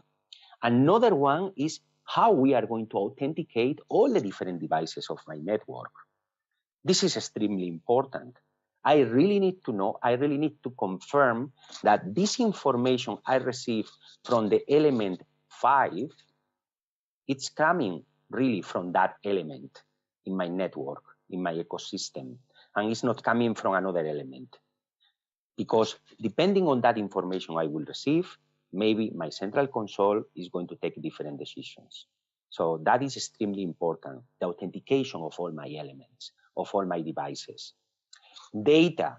Hey, what to say about data? I really need to encrypt it. I need to sign the information collected in order to protect the integrity of that information. That is another point which is going to be key and crucial in order to establish and design a strategy. And the last one is how to identify the people, the users who are going to use the different devices who are going to be part of my network. I want to control when those users with those devices get access to which applications and about what type of authorizations they've got in order to do things or other things inside of those applications. So these are elements, are things that are so important, extremely important to think about before we start designing our strategy. So once we've got this clear, let's design a strategy in order to create secure infrastructures. Okay, and here, as in the previous slides, always, whenever I'm designing this, I'm thinking about another three words. One is keys, another one is certificates, another one is secrets.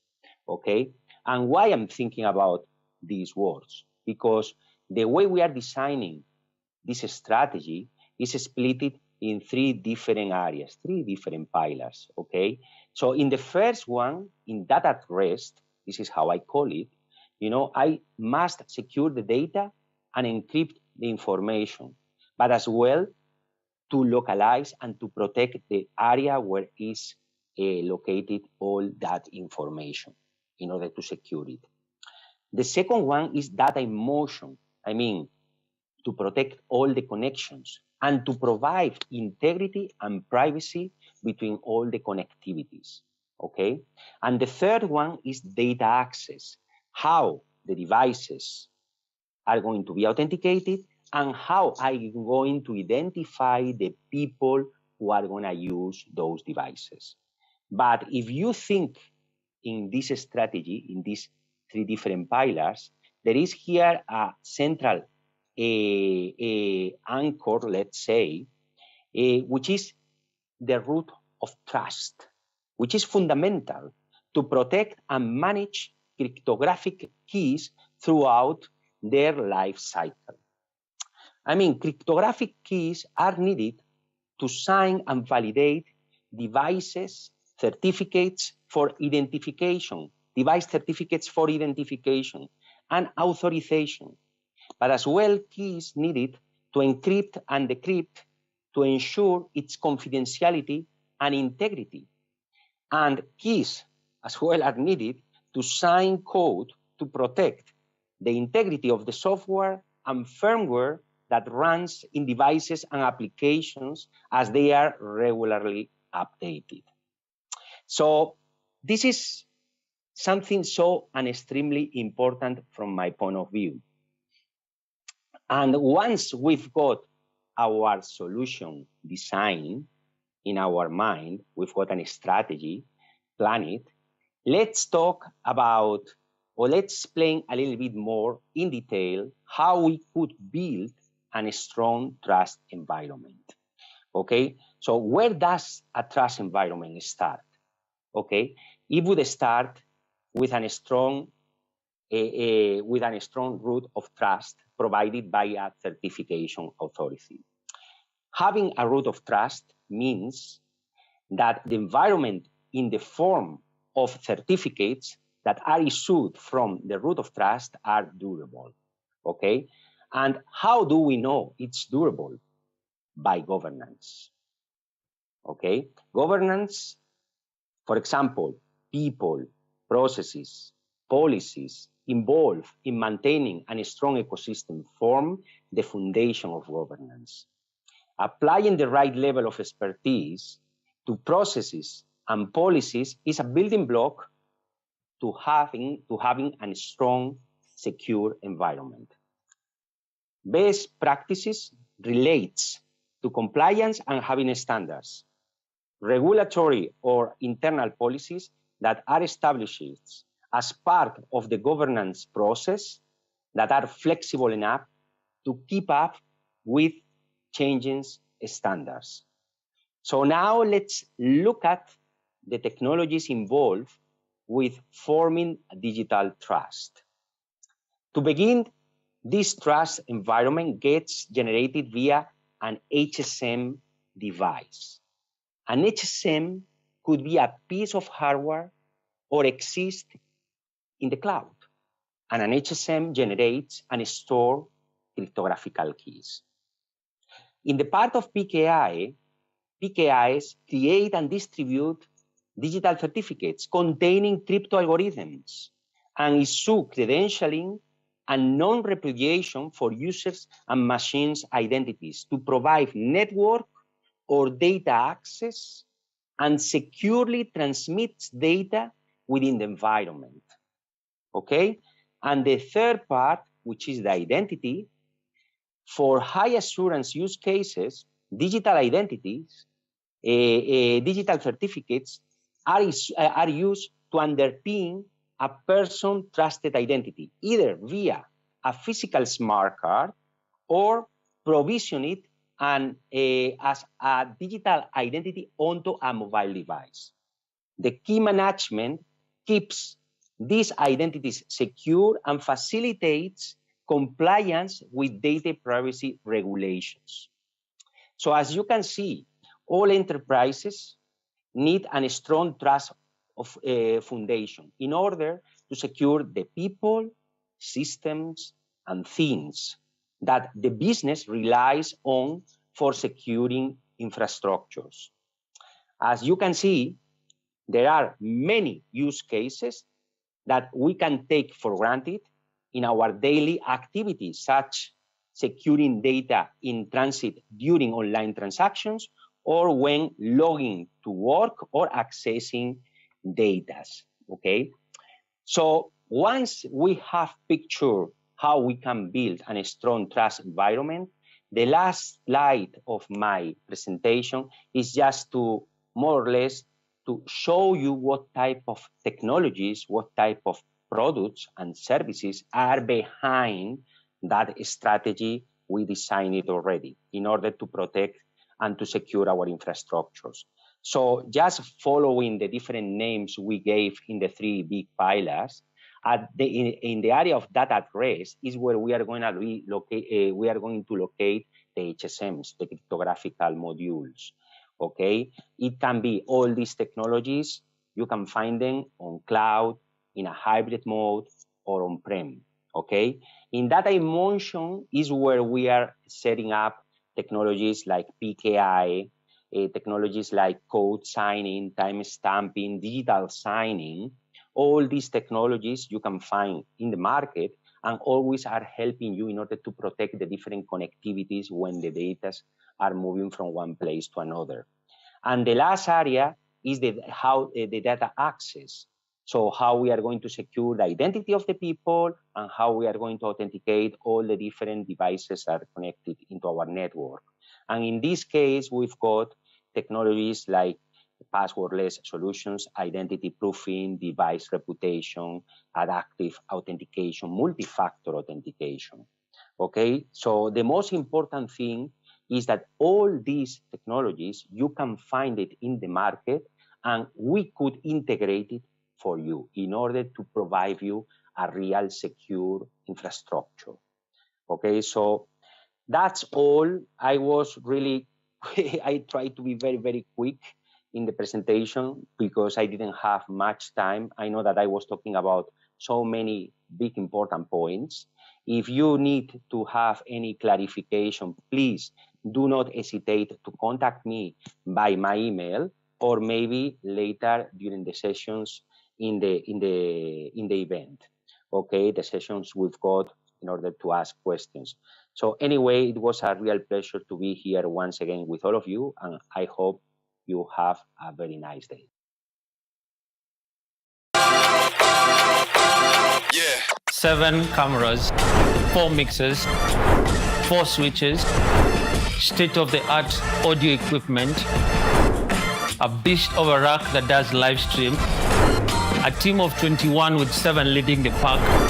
This is what it takes to do a DX5 production.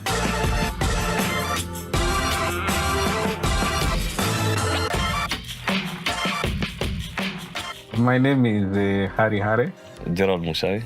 Ian Oaga. James Njoroge, aka Sense from the East. Gwen Mudui, aka Marshall. Zagutudan, aka Chulo. William Buru, I'm Customer Success Manager, aka Will Kista. I'm a technical lead at DX5 Studio. Director of Photography, stroke line producer, and technical lead. I handle visuals for production in the studio, and I'm the studio lead for the team that does production at DX5. Sound engineer for DX5. Publisher and the chairman of DX5. If I could not be in this profession, whereby I'm a video content creator, I will be mostly in the travel agencies, something like that, yeah. I would have been an actor. I'll be a rugby player, position scrum off. Be an accountant. If not in sound artistry. I think I'll be a farmer. Sound in general, I think it was in high school.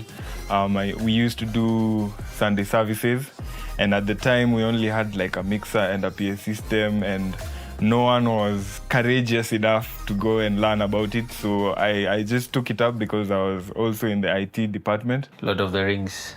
So that whole series made me fall in love with production. The behind the scenes, the imaginary things those guys do, the camera works, the scenes, all those things. In terms of that is the best event we've held at DX5. I can't say and pinpoint one, because each event is different depending on agenda and in terms of agenda and that is execution is totally different. So each event is unique on its own way. So at the moment, my favorite is the Africa CISO Summit, which was the first of its kind here in Africa.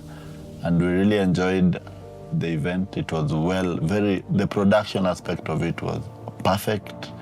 And in terms of also marketing the event, we really achieved a lot of success. FinTech Summit, which this year we are calling it Smart Banking. I have eGov and CIO100. CIO100 has been because of the experience at the coast, the work relationship, the adventure at the same time. It was a wholesome. We have learnings from the previous CIO100 events.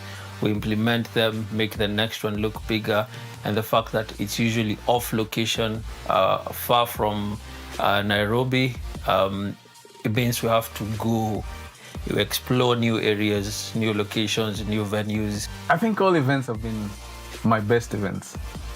And why it's been like that is because we've built a culture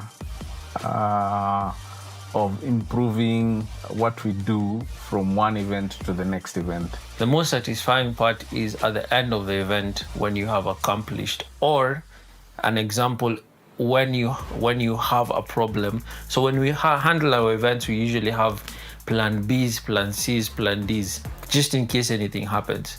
So the most satisfying bit is when you see plan A has failed and plan B just picks up and the event continues seamlessly and it works. I think that is one of the most satisfying moments, when you do not have downtime at all. So first, what keeps us, what set us apart from the other guys is, we were a one-stop shop from concept to execution. Typical workflow would be Reke. We'd have to do the Reke. I had to get some calculations first in check, and then on the day of setup, the first thing I would do is to first of all set up the landscape, and then I would do a sound. I'd have to tune the PA system after setup, and that requires me to use an RTA microphone, and from there just do a normal sound check, and then we are rock and rolling, and we are on live. So what happens during production is, first of all, the event has to come. You have to know the events. We usually want to know the events 2-3 months before for planning. So the event comes, we sit down with the creative team, come up with a theme and elements for how the look and feel of the event will be. We do tests in the studio before we head out. If it's a live event, we have a studio here. We do tests before. We usually have an internal studio test and Reke, and then we go out to the venue, check out the venue for electricity, for internet, how the room or how people will sit, do all those things, come back, link up with the social media department, link up with the guest engagement team and all those things. And then we come and we have our own designer who designs the whole room.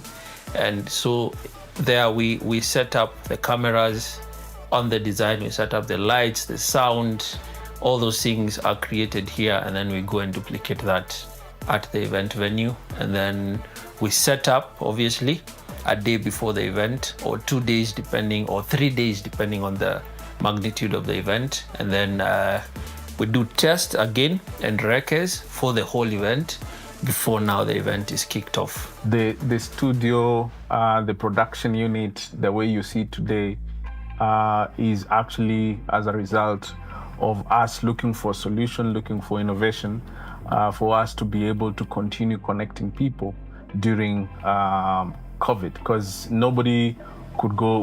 We're not allowed to attend events, so people cannot come together. But we've taken it upon ourselves as our sole objective is to connect people. So how do you connect people when you can't have physical events? That's what actually created the studio. Our studio is important because we basically use our studio in all our events, basically because our events are virtual. We have physical events. They also do webinars for us. They also do podcasts. There's project mapping. My department really has no choice but to work closely with studio, and we've enjoyed a remarkable teamwork between the two teams to make sure every event that we do is very well executed in terms of any graphics they might need from our end, or anything they might need to just make the event bigger. The thing that I enjoy mostly about my work is going outside, capturing moments and making those moments become one full thing whereby people can see and enjoy what they are seeing, or the moments they stay in their mind. The easiest part about selling studio is that we have all equipment. I believe we've invested heavily. The company has invested heavily, and so it's easy to do anything that our clients need in regards to production. And also the team that we have is perfect for the studio. I think the hardest part while producing the X5 events for us guys in the studio is, actually it's not hard, but it's challenging. We usually put ourselves or set the bar high. So in the next event, you have to surpass that bar. So coming up with a better version of the previous event sometimes may seem challenging, but at the end of the day, we usually overcome. Feedback. Feedback is a beast on its own. It is something that actually just is a headache for all sound engineers. But in our events, I find that everything else is a matter of finding the problem and fixing it. But feedback is a constant beast that you just have to fight it every time. And once you just have it in check, then you're good. So there's the format of the videos, and also the timelines, and also sometimes the look and feel of the brand. Between camera work and editing, I don't have both. I enjoy both of them because usually before I go for an event, I usually research about shots, what other people outside are doing there, other content creators who usually use gimbals. So I usually learn the skills from them and also from my teammates. They usually give me ideas on how to do my gimbal shots and capturing moments. So before I go for an event, I usually picture myself, picture how the end product of the video will be, so that when I go for the event, I usually know what I'm supposed to do or what kind of shots I'm doing. So I don't have like a favorite. Both of them are combined. The music that gets me in the mood is more rumba, because I like it, take it slow, because now once I go in, brain needs to cool down. I'm a piano music, any day, any time. Motivational hip-hop rap. Jazz. It takes me into a zen moment where, it brings out the sensitivities that I need to have in an event, and especially if I have to be speaking or have to do the opening, which a lot of the time the team throws me under the bus to do it. So I have to have that zen moment where I can get into the swing of things. So the GOAT in terms of artistry and sound engineering. I'd have to say Mike Dean. Mike Dean mostly is not an artist, but production-wise and the term of executive production he does, is just OP in my regards. There's 1 hour, and I keep on telling the team. I think Dan and Gerard, I kept on telling them that 1 hour just before the event is when everything can go haywire. So yes, that 1 hour. That's when now everybody needs to be on top of their game. Everybody needs to bring in their A game 1 hour before any event, because that's where everything goes haywire. My superstition mostly is when I leave one detail, because when I leave one detail that is gonna be used in the event, I usually have a really bad day because I know that I've messed up big time. Yeah. I always have to carry a pair of headsets. If I leave my pair of headsets, that event already for me is off the books. It's not gonna go well. What I believe or what I know is essential for the success of any production is assets. And the most important asset is the team. For example, the park we enjoy our work, and each person knows their roles, and each person knows what it is they're supposed to do. So we enjoy our work, we love our work. You have to be passionate about what you do, and you have to agree and know that you coexist with other people in a certain unit.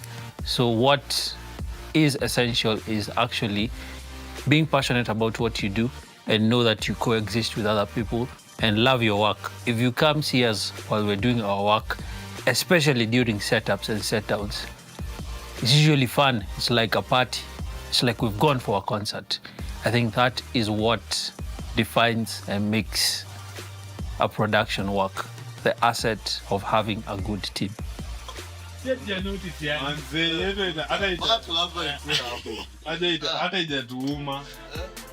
Hatujasikia vibaya. Wacha tweet. Sawa, wacha tuone hiyo mark. Mark imetolewa bwana. Ewa na tukia kujina hapo. Awanga product.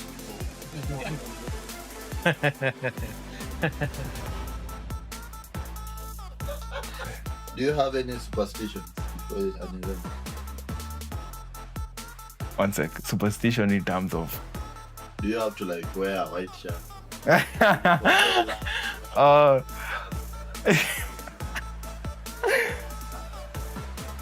Smartphone production, iPhone or Samsung? Not iPhone and Samsung. It's iOS or Android. It's Android. Okay, so what's your favorite meal? My favorite meal. You know, go chapati na wanagu.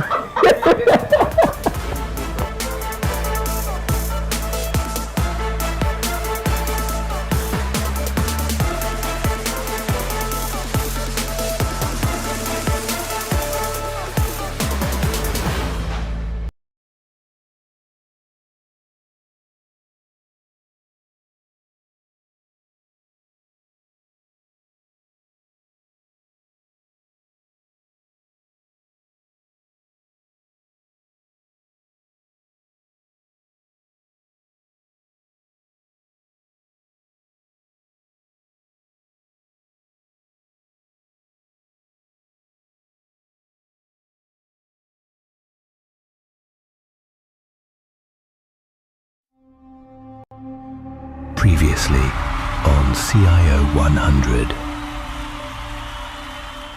For 16 seasons, we have celebrated Africa's boldest in technology. 16 years, one stage. Now, season 17. The saga continues. The Oscars of Tech, the event that shuts down the year. Africa's ultimate gathering of technology leaders. 500 plus attendees, 50 plus partners, hundreds of winners.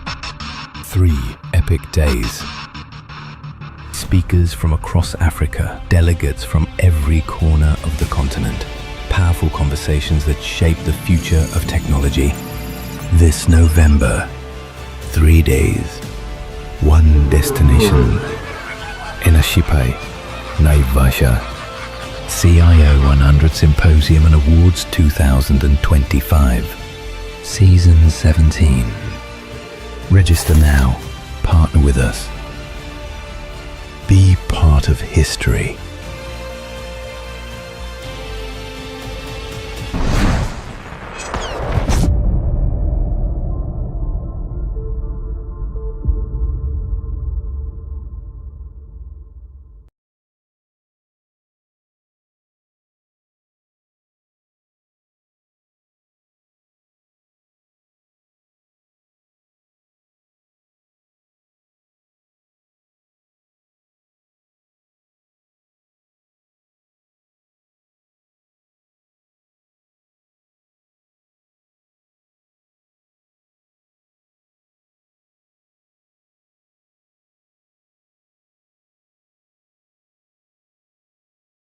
Coming up next, of course, is another conversation that is also very important, and that's in regards to hybrid cloud models. And to talk about designing hybrid cloud strategy, please help me in welcoming MD Pikes Data Center Kenya, Vincent Kamadro.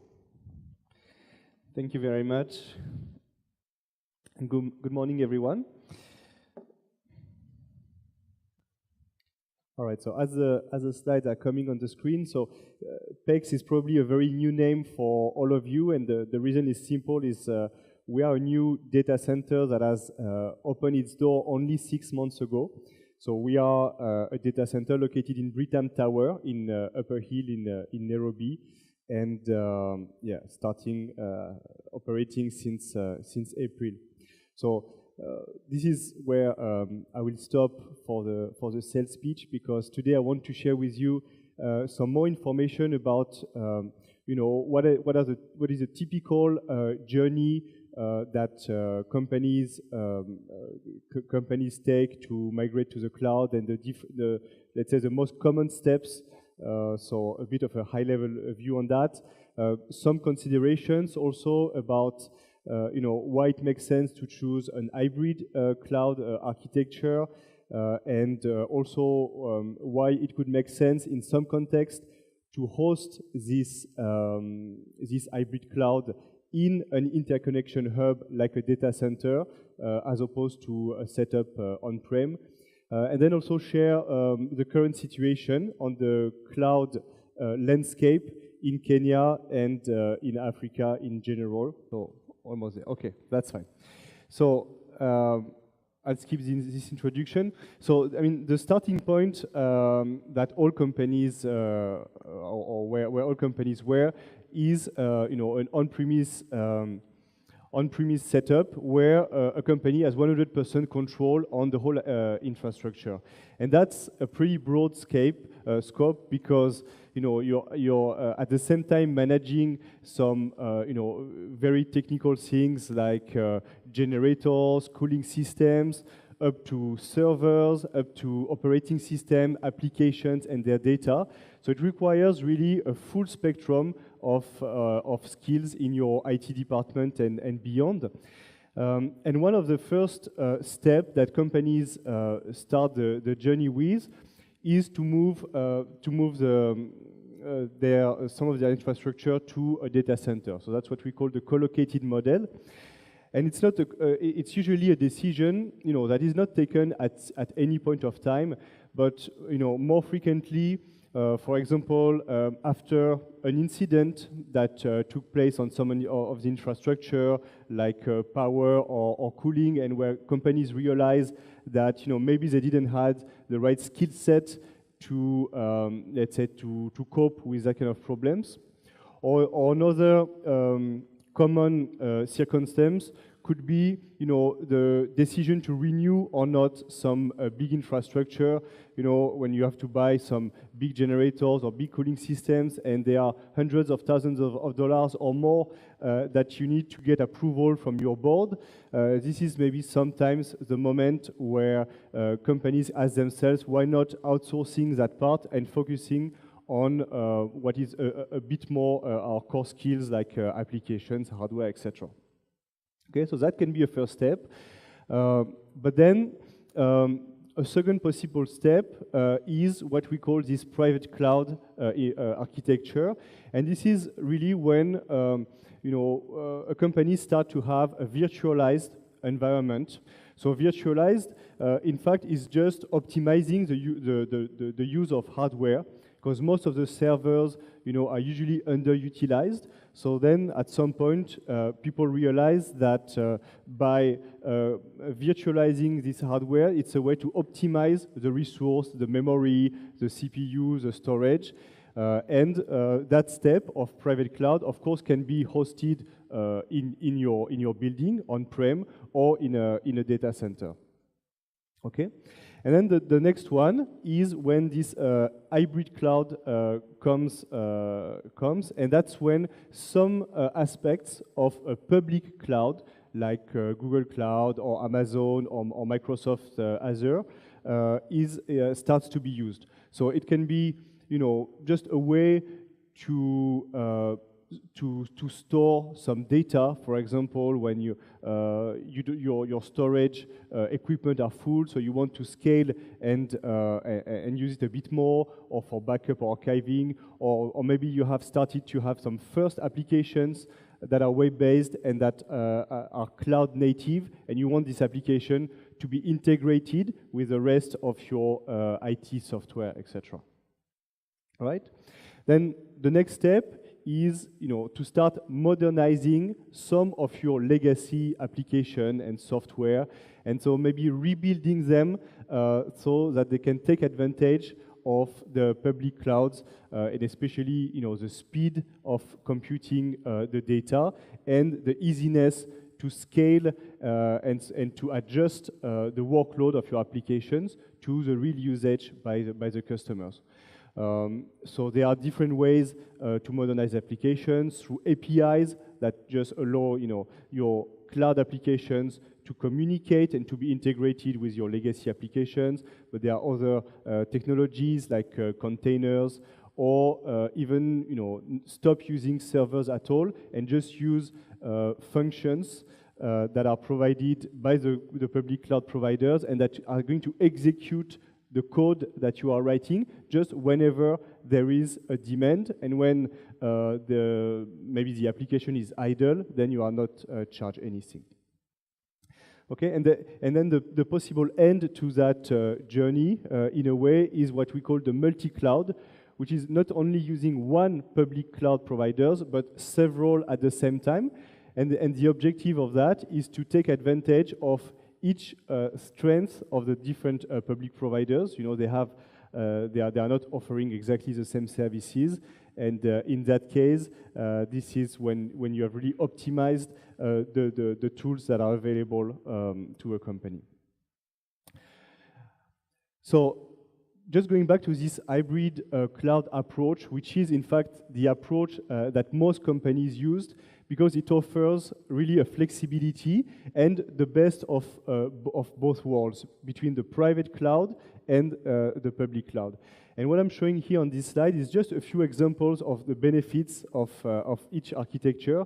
So a private cloud, and we've talked about it in the previous panel, is very helpful to respect local regulation and compliance. There are many industries that ask their players to host their data in Kenya, or to host their customers' data in Kenya. So that's particularly true in the banking sector, but maybe also in other industries. And so companies have to comply, and they need to set up this private cloud. Another reason could be performance, because I will talk about that, but these public clouds are usually right now running in other countries than Kenya. So, for example, in South Africa or in London, Amsterdam, Paris, etc.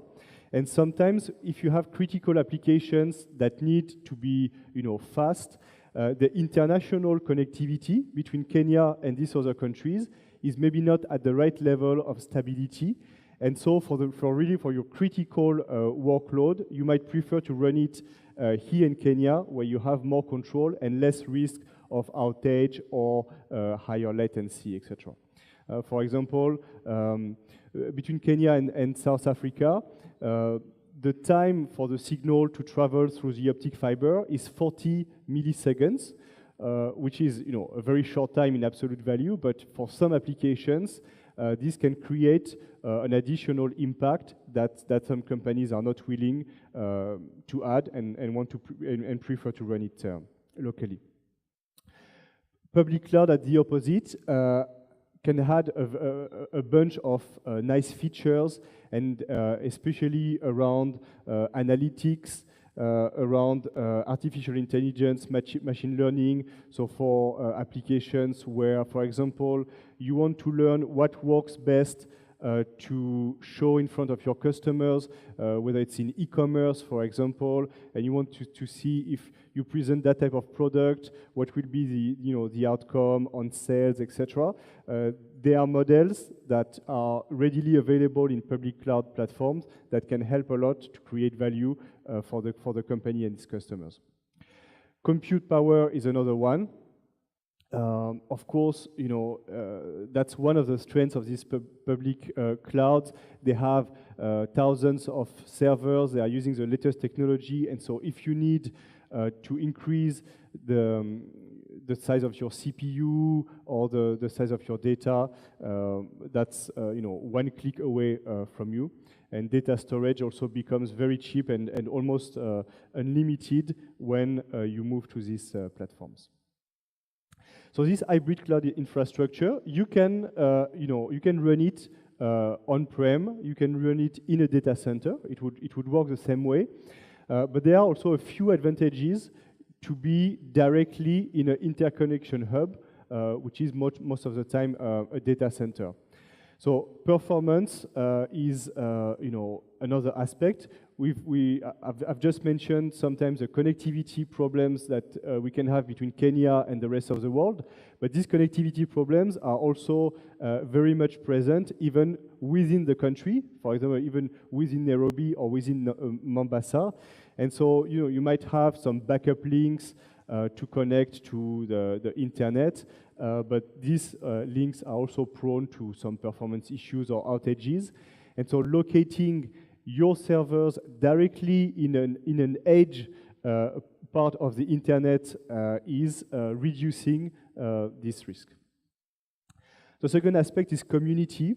The purpose of a data center is to host many people together so that it's easy to make business between the tenants of the data center, whether you want to connect to a wide array of connectivity providers, cloud providers, software as a service companies, internet exchanges, which are also nodes to exchange or to peer traffic very easily, or simply other corporates, maybe from your industry. Imagine, for example, a bank would share a lot of data transactions with other banks when they are RTGS transfers, for example. And then, of course, for some companies, a data center is a very convenient place to look for clients and to connect them at a reduced cost, because there's no setup cost anymore to install equipment at the customer's headquarters, for example. And then the cost element is the last one. It is a different approach. We are moving away from CapEx, so one-off investment, to move to OpEx, operational expenditure, and it's usually a cost-saving exercise for companies, mostly because it is more flexible. So you can decide, how much space you need in a data center, how much data storage you need in a cloud, how much compute power, and so you are able to optimize these different expenses as long as you control the usage. But for most companies, it is a winning exercise on the financial side as well. All right, so now I just wanted also to share a few information about the cloud in Africa and in Kenya. And so on these maps, I'm showing the three main cloud providers, Amazon, Amazon Web Services, AWS, Google Cloud, and Microsoft Azure. And to show first that, for the time being, the African continent has very little infrastructure, and especially when we talk about what these guys call regions, which are, the full point of presence where all the features of these companies are available. These are the maps at the top. So Amazon and Microsoft have one region in Africa, and it's in South Africa. Amazon is present in Cape Town, Microsoft in Cape Town and Johannesburg. So that's where most of the service is run, even for customers connecting to these companies from Kenya. Because the region is really the large point of presence, but then each of these companies have some smaller setups. So Amazon called them CloudFront Edge, Google calls them Google Edge, and Microsoft Network POP, which is point of presence. And these smaller setups are already present in Kenya, whether it's in Nairobi or in Mombasa, in some data centers. And let's say it's a first step before Kenya will host the full array of services in the next years, once the infrastructure will be in place. What you need to know is, for Google or Amazon or Microsoft to have a proper POP requires a lot of power and a lot of space in these data centers. And this infrastructure has started to be built in Mombasa, in Nairobi, and this will be really an enabler for these guys to finalize their business case and for them to come in Kenya and probably use this region to serve the whole of East Africa and the landlocked countries that are neighboring Kenya. So there are still a few or a limited range of services available directly in Kenya. So Amazon has a product called CloudFront Edge, which helps these content delivery networks to optimize the performance. So, it's not, it is not yet addressing the whole corporate needs, but it's already a start. Google Cloud has a number of partners that propose, dedicated links to London, to Amsterdam, to South Africa, to at least access public cloud features with a much higher performances. And there is a new product that is going to come in 2022 called Google Distributed Cloud Edge, which will be now bringing some more features either on-prem or in a data center, and without having to connect to Europe or South Africa. So this is also a step in the right direction.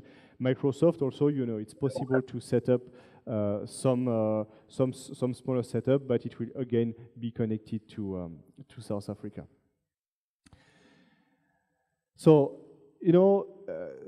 cloud might sound like still a long-term journey for Kenya, and it's true that really the full features will only be available in a few years. But there are some things that any company in Kenya can do to prepare themselves for this journey.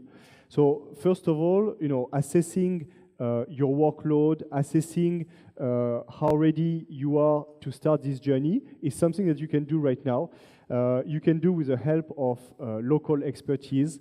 There are many Kenyan companies that have a strong expertise in setting up private clouds, and they can assist in doing that. So the ecosystem is already quite rich.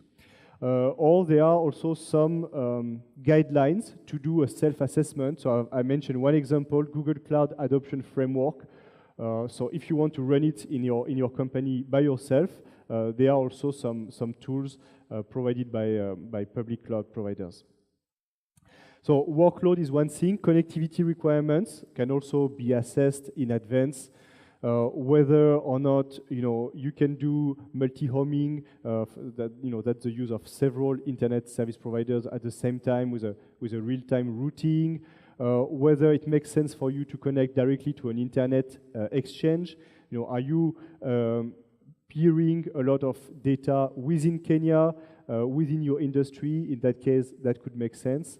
And also, look at the different options of collocation, whether in Nairobi or Mombasa. And last but not least, if you want to pay us a visit and have a coffee and visit the data center in Britam Tower in Upper Hill, you're also most welcome. So thank you very much, and hope to see you soon in Upper Hill. Knowledge is power, and our research division is the cornerstone of innovation. We delve deep, analyze trends, and provide insights that empower our clients to make informed decisions, ensuring they stay ahead of the curve. Engage your audience like never before with our interactive technologies. From live polls and Q&A sessions to gamification elements, we can create a dynamic and participatory atmosphere that keeps attendees actively involved throughout the event.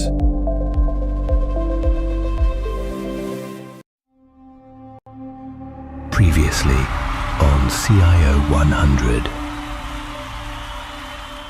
For 16 seasons, we have celebrated Africa's boldest in technology.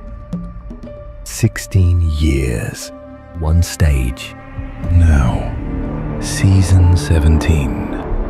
The saga continues. The Oscars of Tech, the event that shuts down the year. Africa's ultimate gathering of technology leaders. 500 plus attendees, 50 plus partners, hundreds of winners. 3 epic days.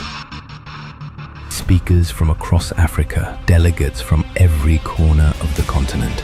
Powerful conversations that shape the future of technology. This November, 3 days, one destination. Inashipai, Naivasha. CIO100 Symposium and Awards 2025. Season 17. Register now. Partner with us. Be part of history.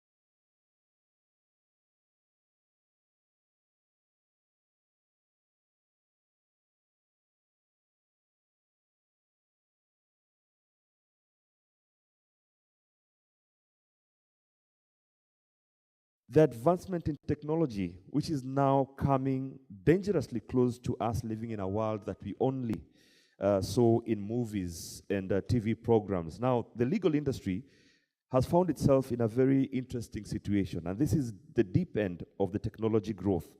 What safeguards are in place to protect both individuals and organizations? That's one of the questions that we're going to be asking today. How are technologies such as NFTs, the metaverse, CBDC, and crypto, DeFi changing the landscape? And to join Francis here on the podium, we will be welcoming virtually John Walubengo, who is a lecturer at Multimedia University, Vela Kigwiru, who is a doctoral research fellow at the Technical University of Munich. And to join us on the podium, you could come to the stage, as I mentioned your name, Rosemary Koech Kimwatu, who is the policy manager at Safaricom PLC, and Nelly Jerobon, associate member, Chartered Institute of Arbitrators. So over to you, Francis, the floor is yours. Thanks so much, Eddie. Good morning, everyone. I hope we all had a good night and ready to begin the session today. So we are going to be having a very interesting discussion today with my panelists. Rosemary, karibu sana. Nelly, welcome. And we've got John and Vela joining us virtually. And so our topic for today is basically going to be covering on regulation and policy in the digital era. Now, when we talk about competition law, it's become standard practice globally for organizations to be regulated within the marketplace, whether it's to do with protecting consumers, whether it's to do with fair pricing, and just creating a fair playing field for all the players, for all the organizations. And today we just want to look a bit more into this discussion, because we are now in the COVID era. Most organizations are now adopting digital platforms. And so maybe just to kick it off for us, when we talk about competition law, maybe I'll start with you, Nelly. Yeah. Because you're coming from the legal, the legal background.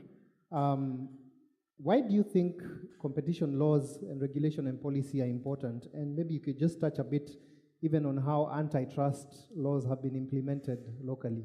Yeah. Maybe to begin with, it would be very important to understand what is antitrust, what is competition. And if we look at, as you've just mentioned, they are just generally laws that help industry players to just play fairly in the market space and also to encourage innovation. I know tech people hate regulation, but the good thing about competition law, it's a way of, it's pro-market, it's pro-innovation, it's a way of ensuring that also everyone plays fairly in the market. And if we look at the history, maybe a brief history of where these antitrust laws came from, we look at the 1900s in the US, where we had the Carnegie's, the steel industry, the trains, Vanderbilt, and they came to a point where they became so huge, and they were very anti-competitive.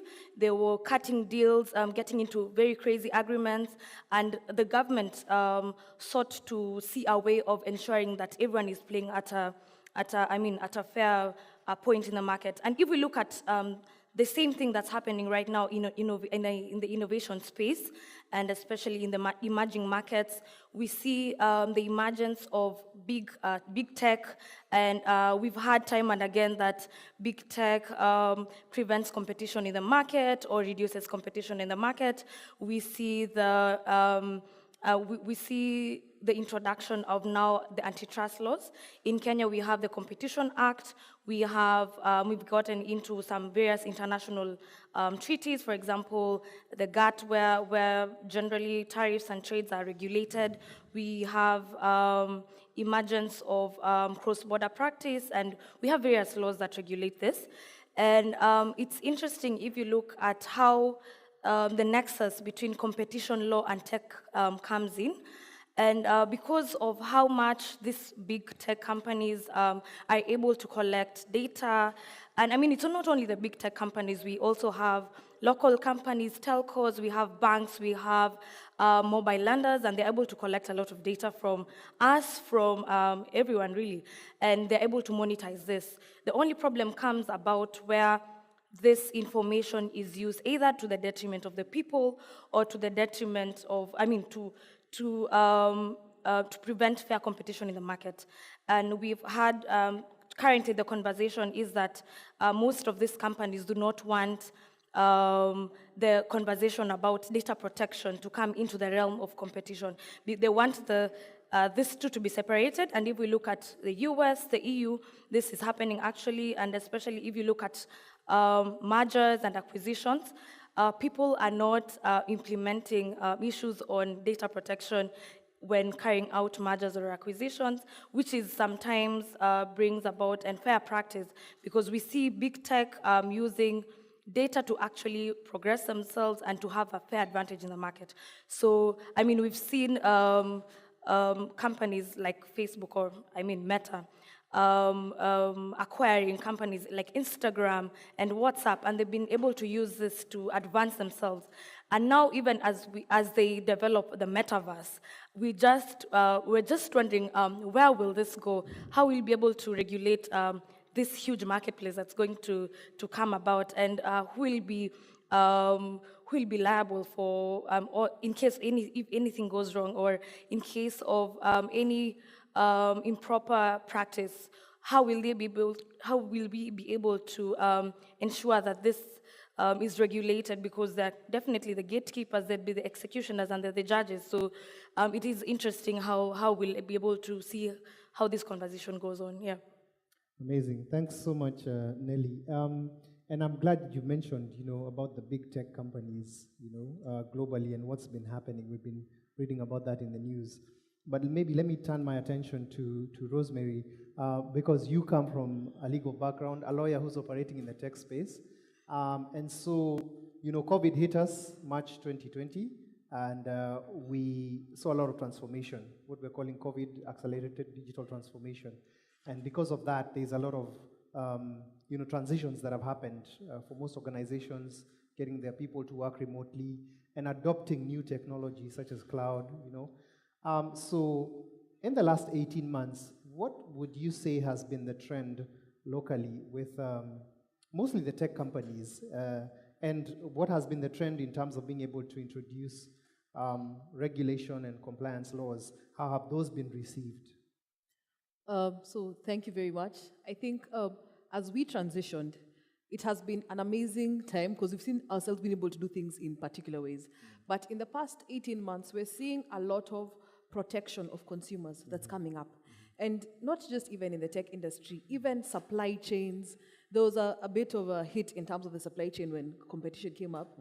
And there's been a lot of regulation to ensure that, customers and everybody else has access to things. But in terms of changes, of course, we're seeing the competition authority, which is the regulator, having a keener eye in terms of market conduct. And the key issue here is how are consumers being protected? And I think that's a challenge that's not coming not just to tech companies, but to all organizations in terms of how are you affecting the ecosystem in your operations. Of course, COVID was a good opportunity for some organizations. They're able to, leapfrog and, grow much faster. But the competition regulators have been very careful. But also, we find very interesting conversations coming up in the competition space that we hadn't thought of before. In the EU, they have sustainability in terms of competition. So we're even finding that as opposed to looking at, strict regulation and things like that, we also have more sustainable conversations coming up, like sustainability even in terms of competition. So those are some of the few trends that are coming. But of course, enforcement is high. There's a higher, what can I say? Kiswahili would say kumulikwa sana. Yeah, we've seen that a lot. And not just even in the telco industry, in the telco or even the technology space. In your day-to-day things, like supermarket chains being asked, you need to fix this particular clauses in your contracts because they affect you. So that's how that has been. And we're seeing a regulator who's very, very cautious in how they approach issues. But it's a good thing for consumers. Yeah. And you've mentioned, the competition authority and the regulator being very cautious in terms of how they approach, because there needs to be a balance. Because you can overregulate, and then you can stifle innovation, and you can stifle the gains that we have made in the past couple of months. And maybe I'd like to now turn to my online panelists and maybe just ask Vela. Vela Kigwiru, can you hear me? Vela, I think you're on mute. Maybe you could just unmute so we can hear you.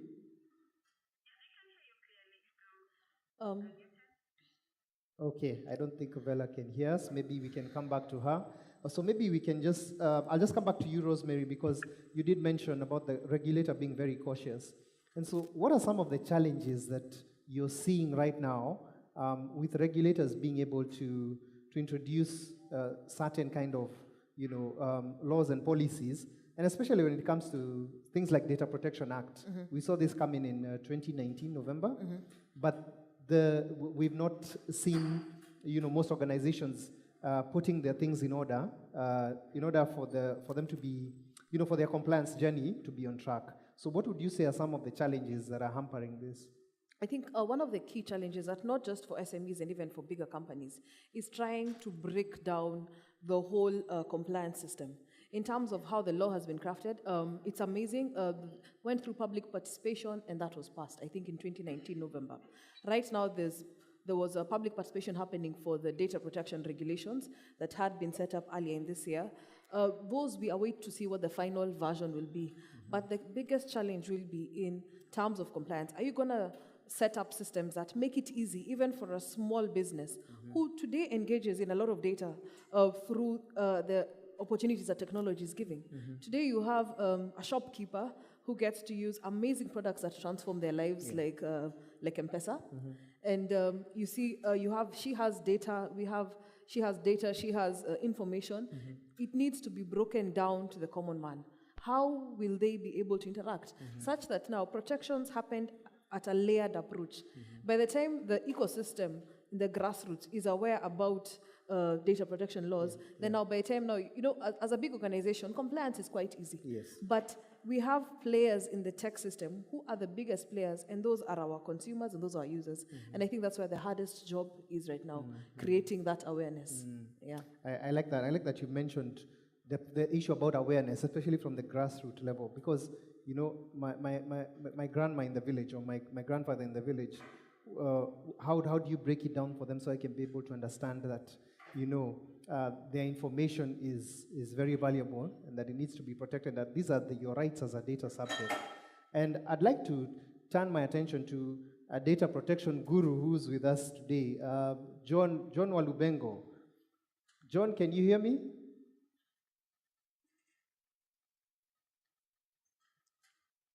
John, you can hear me, but I cannot hear you.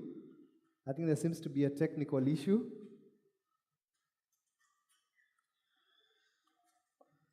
All right, I think we seem to be having an issue with our online guests. But maybe just back to you, Nelly. So she's brought out an important aspect of, taking this from the grassroots level. Is this an issue that we have locally, that we seem to think high level, but we don't think about how do we break this down in the simplest form, and how long will it take us to do that before the common mwananchi can understand, the importance of such regulations? Yeah, and I think it's very important when you talked about the grassroots. When we look at where in our constitution, where data protection holds, we have, I believe it's Article 36, and it provides that everyone has the right to data privacy.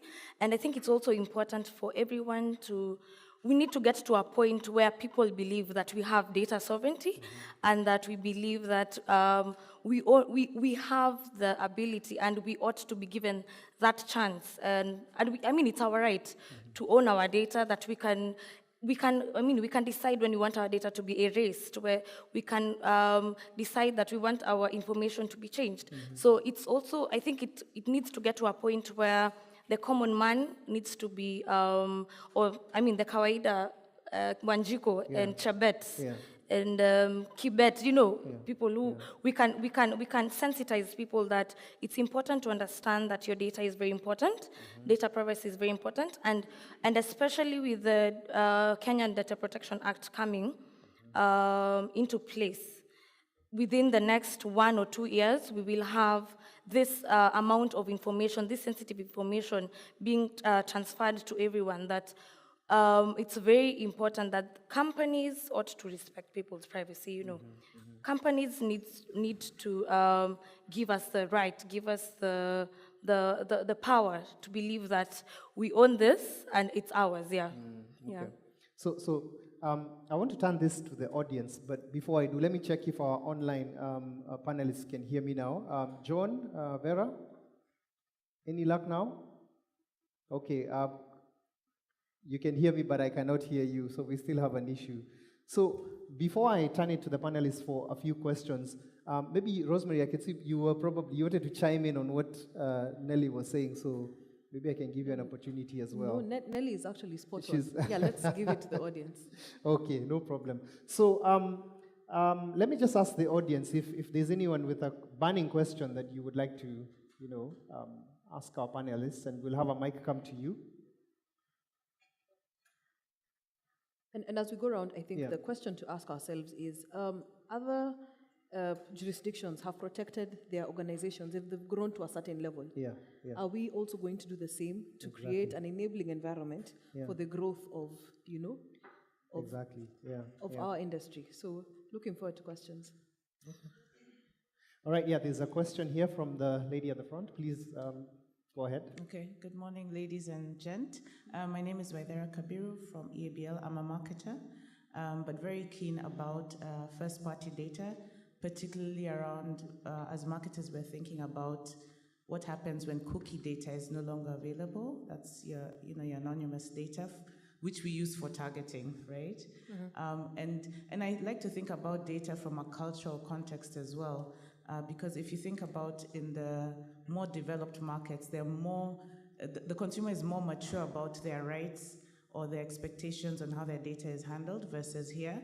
I'd just like to get your point of view on where we're heading to in terms of companies who are now collecting a lot more first-party data, particularly like not just Safaricom, even the e-commerce platforms, etc., and just positioning that against our culture and what is best for the consumer, because now I don't want to be mass marketed to. I want personalized one-on-one engagements with brands. All right. We can get another question then we can get the panelists to just respond to your question. Okay. Who wants to go first? Nelly, you could go first. Okay, I could go first. And it's a very good question. Thank you, Nyokabia. Waidera, yes. If you look at currently how consumer data is being, and especially if you look at the context of the Kenya Data Protection Act, the main point, and I think this is very important to look at, the aspect of consent. I believe as we go forth towards the new era, the aspect of consent will be very important. I still believe marketers are able to still use this data. However, the aspect of consent is very important. So if we look at how the authorities have been able to monitor and they've been able to allow this sort of dominant companies or companies who are able to collect data processors, data controllers, how they're able to collect this data. The aspect of consent is very important. So going forward, I think this is an aspect that companies need to look at very clearly. Yeah. I'll chime into this conversation from a very different perspective. How I look at it in terms of Africa, for the longest time, it was considered a dark continent. And the main reason that was that way is because we didn't have the light bulbs that data now provides for our markets. For our markets, for even our consumers, the kind of insights that we're able to get in terms of our values, in terms of our value, even our own, even how we do things differently. And that can only be attained and even harnessed more if we make use of the data that is available. I guess we're very lucky, because we come from a continent that is not overly data analyzed. We're building our footprint as we move ahead. And I think it's important at this point to make sure that we have adequate regulatory space to allow us to harness these wins. I see you smiling. As a marketer, that's a beautiful thing, because, there should be a light bulb that lights in each and every path, so that how am I making things better for my customers, and how do we then utilize that data to transform the lives of the people that we serve in various markets, various jurisdictions, but as Africans. So the cultural conversation that we should be having is the cultural data revolution, where we are happy about the data that we have, and of course conscientious use using data privacy laws, but also allowing us to give products and create value in ways that we could never imagine. Many times people used to say, this particular market cannot absorb certain billions, because there was a whole lot of darkness in terms of the kind of transactions that happened in those places, the kind of interactions that happened between shopkeepers and their small ecosystem. Can you imagine how much value we can unlock if we make proper use of data to create more light bulbs such that we have a true reflection of what our value is? And that's a cultural conversation we should be having. Amazing, amazing. Yeah, so I like what you said, that we're creating a footprint, as we go along, because it's a new space for us. We've not been here before, so there's a lot of unknowns that we're trying to figure out. So thank you for that. Maybe back to our online panelists. Let's see if we can get them now, because I'd really want to hear from Vela and Walubengo. Hi, Vela, how are you? I'm fine. Sorry for the tech problems. No problem. Good, we could finally get you. And I just wanted you to chime into the discussion, because what I really wanted to ask you is the question that I asked Rosemary about, the challenges that you're seeing in the regulatory space. Because I remember one of us here yesterday said, Ali Hussein said that when we're talking about the bill that was trying to regulate the ICT practitioners, you can't regulate, something that's not fully developed yet. I don't know what your view is on that when we talk about regulation and policy in the digital space. Okay, thank you so much for the opportunity. It's a big topic, but time is limited. So I'll identify some of the problems that are associated with regulating digital markets from a competition law perspective. So one of the problems, considering the characteristics of digital markets, such as network effects and the dynamism in this kind of market, one of the questions that has been pertinent is whether competition policy is an effective tool or an adequate tool to regulate digital markets. And one of the issues that competition agencies have faced is determining the relevant market and also determining the market power, especially in mergers and acquisitions. In this case, for example, most of the digital markets are no prizes, they're free, and therefore using the traditional evaluation mechanism whereby competition agencies will look at the turnover and the assets in order to determine whether the merger should be notifiable or whether a digital platform is dominant in the market and establishing its dominant in the market is highly applicable in this case. So what most competition agencies are doing is to define market power as data or the ability of digital platforms to hinder entry of other platforms. And another challenge that is facing the digital regulation policy is information or knowledge asymmetry, because most of our practitioners or regulators may not understand the business models of this digital platform, and therefore there's need for agencies to invest in softwares, in data analysis tools in order to be able to counter this kind of market. And another challenge that my colleagues have also addressed is how to strike the balance between regulating competition and not stifling innovation in the market. Sometimes we can over-regulate or we can under-regulate, because these markets not only change, but they can also substitute with each other. And therefore, it's not even clear to have a delineation between what is really being abused and what is not being abused. And taking this back to the African market, every time we talk about digital platforms, we tend to give Facebook, Apple, the big tech companies attention as if nothing is happening on the African continent. And this is some of the things I've overemphasized in my scholarly writing and discussion, is that there's a lot happening on the African market. We have Jumia, and the Competition Authority of Kenya has even been able to analyze a merger between Branch and Sanctuary, which I think Branch is a digital financial platform. And also the South African Competition Commission has initiated market inquiry into the digital market.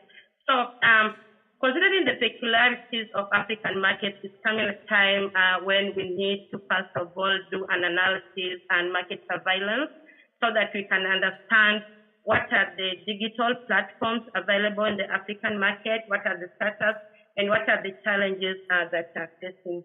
And another big challenge regarding protecting consumers, I think my colleagues have handled this issue, is how to determine consumer harm.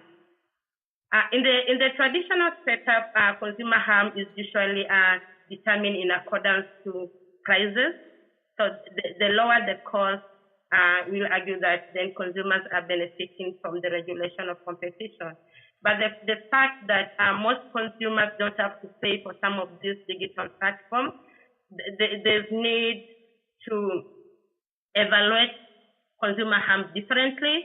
And as I've already stated, the alternative is to look at how the exclusionary conduct that the platforms are engaging in, so that hindering other platforms entering the market, and that means consumers are not able to benefit from a competitive market. And as I wind up, there's another problem that in the legal market, COVID-19 has really shown that the legal sector has to make use of legal technology. And in regards to data protection, there's a conflict between data protection and ethical obligations of lawyers in ensuring confidentiality of the information that their clients give them. So in this case, I think our Bengo will touch on this as an expert in data protection. Lawyers have to be cautious of the ability of hackers hacking the software they're using in storing data from clients. And finally, as I finish up, the question of jurisdiction, because most of the digital platforms are established outside Africa, and the issue of collecting data, which sometimes it has to happen through foreign channels, such as diplomatic missions. So this is some of the challenges that our competition authorities and our regulators are facing, but we should be heading somewhere. Thank you so much for this. Thank you. Thank you so much, Vela. And I like something that you've touched on, the fact that one of the challenges is that the regulators may not be able to understand the business model of, the technology platform or the digital platform. And so with the last 5 minutes that we have, maybe, Walu, can you hear me? Yes, I can. Can you hear me? Great to have you, Walu, and welcome to this discussion. Maybe you could touch a bit on the issue of crypto and blockchain, because there's been a lot of fuss and discussion about it lately, with a lot of governments wanting to go that direction. A lot of there's a trend globally that we are seeing. What direction do you see regulation taking when it comes to such technologies? Okay. Probably I'll touch on that and then jump into the data privacy aspect immediately after that. I was privileged to serve on the blockchain and AI task force, and we actually recommended that government should consider having digital assets. I mean, if you look at the Ministry of Lands, where there's a lot of, should I say, corruption, where you have one title deed being owned by maybe 2 or 3 people. This is really a use case that blockchain can solve. If you tokenize the title deed and put it on a blockchain, then it becomes much harder for people to forge or change things so that 2 owners end up claiming ownership to a single title. So blockchain is really a special database that can bring transparency and accountability in the way we keep records. And from the blockchain task force, this was our selling point, to improve government records in the public sector. But of course, on the other side, there's the fintech aspect, where there's a lot of hype, or should I say excitement, around cryptocurrency, which is a reality. I, for example, also have some cryptos. I have some fractions of Bitcoin among others. But then you find that the central bank has a very sort of careful position about how these cryptocurrencies, actually they have a straight circular to banks that they should not entertain cryptocurrency, or if they do, they're doing it at their own risk. But we're saying there is an opportunity, even for central bank itself, to introduce blockchain in the operations, not necessarily from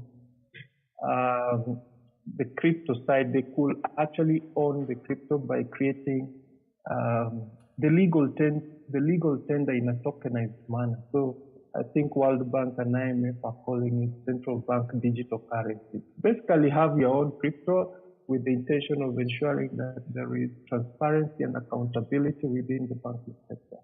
If you allow me, I could want to jump now into the data privacy side. Sure, you can go ahead, but you can do it in like 2 minutes so we can wrap up. Okay, yes.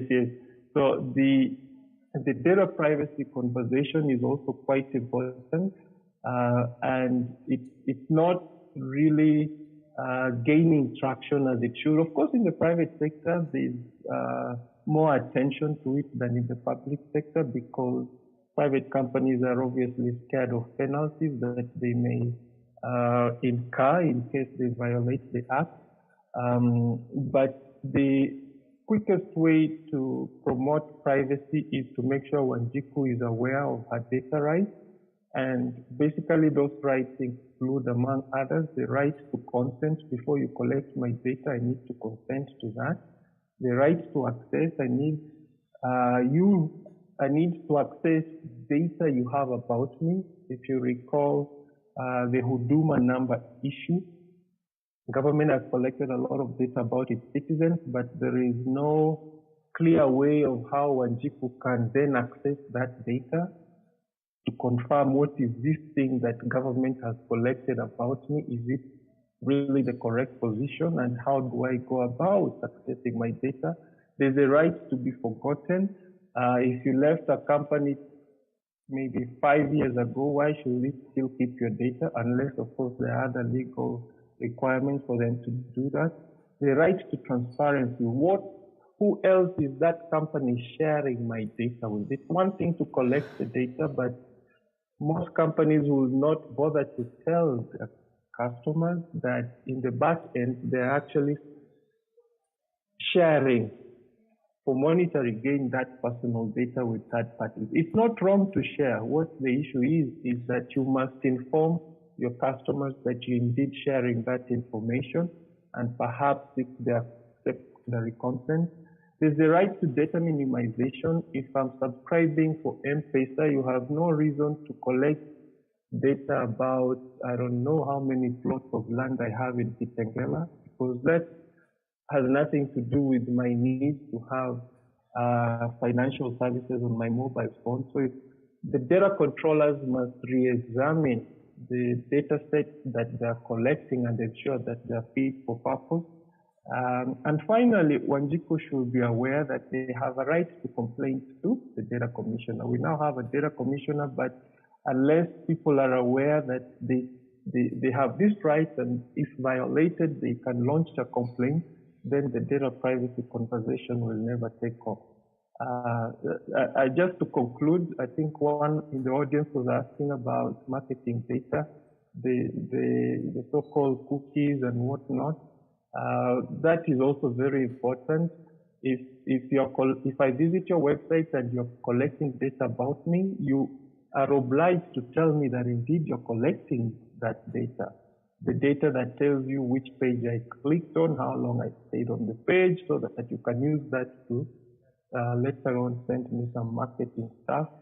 The law doesn't stop you from doing that. The law simply tells you that you should tell Wanjiku that that is what you're doing and give an opportunity to say it's fine or not, the so-called cookie policy. Thank you. Back to you. All right. Thank you so much, Walu. Very interesting, issues that you brought about there. There's the issue of the data, the rights of the data subject, and there's the issue of the consent mechanism for you to use as a data processor or controller when you're collecting information. So thank you so much, my panelists. Thank you so much, Rosemary. Thank you, Nelly.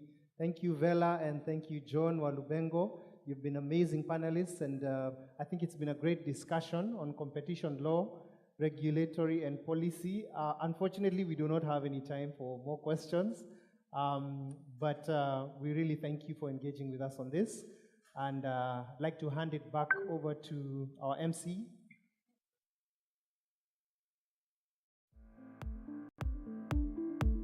Behind every digital masterpiece are our developers, coding wizards who bring functionality to life. Whether it's apps, websites, or software solutions, our developers are the architects of a seamless digital experience. Our developers are industry experts with a proven track record in creating cutting-edge solutions. Whether it's web development, mobile apps, or innovative software, our talent pool excels in diverse technologies and programming languages. Developers also help in events that thrive on innovation, and our developers are at the forefront of the latest trends. Their ability to incorporate emerging technologies ensures that your event remains ahead of the curve, leaving a lasting impression on attendees.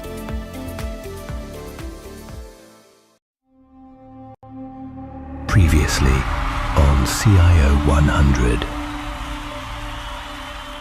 For 16 seasons, we have celebrated Africa's boldest in technology. 16 years, one stage. Now, season 17. The saga continues. The Oscars of Tech, the event that shuts down the year. Africa's ultimate gathering of technology leaders.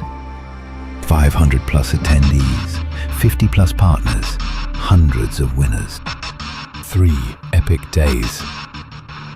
Speakers from across Africa, delegates from every corner of the continent. Powerful conversations that shape the future of technology. This November, 3 days, one destination. Inashipai, Naivasha.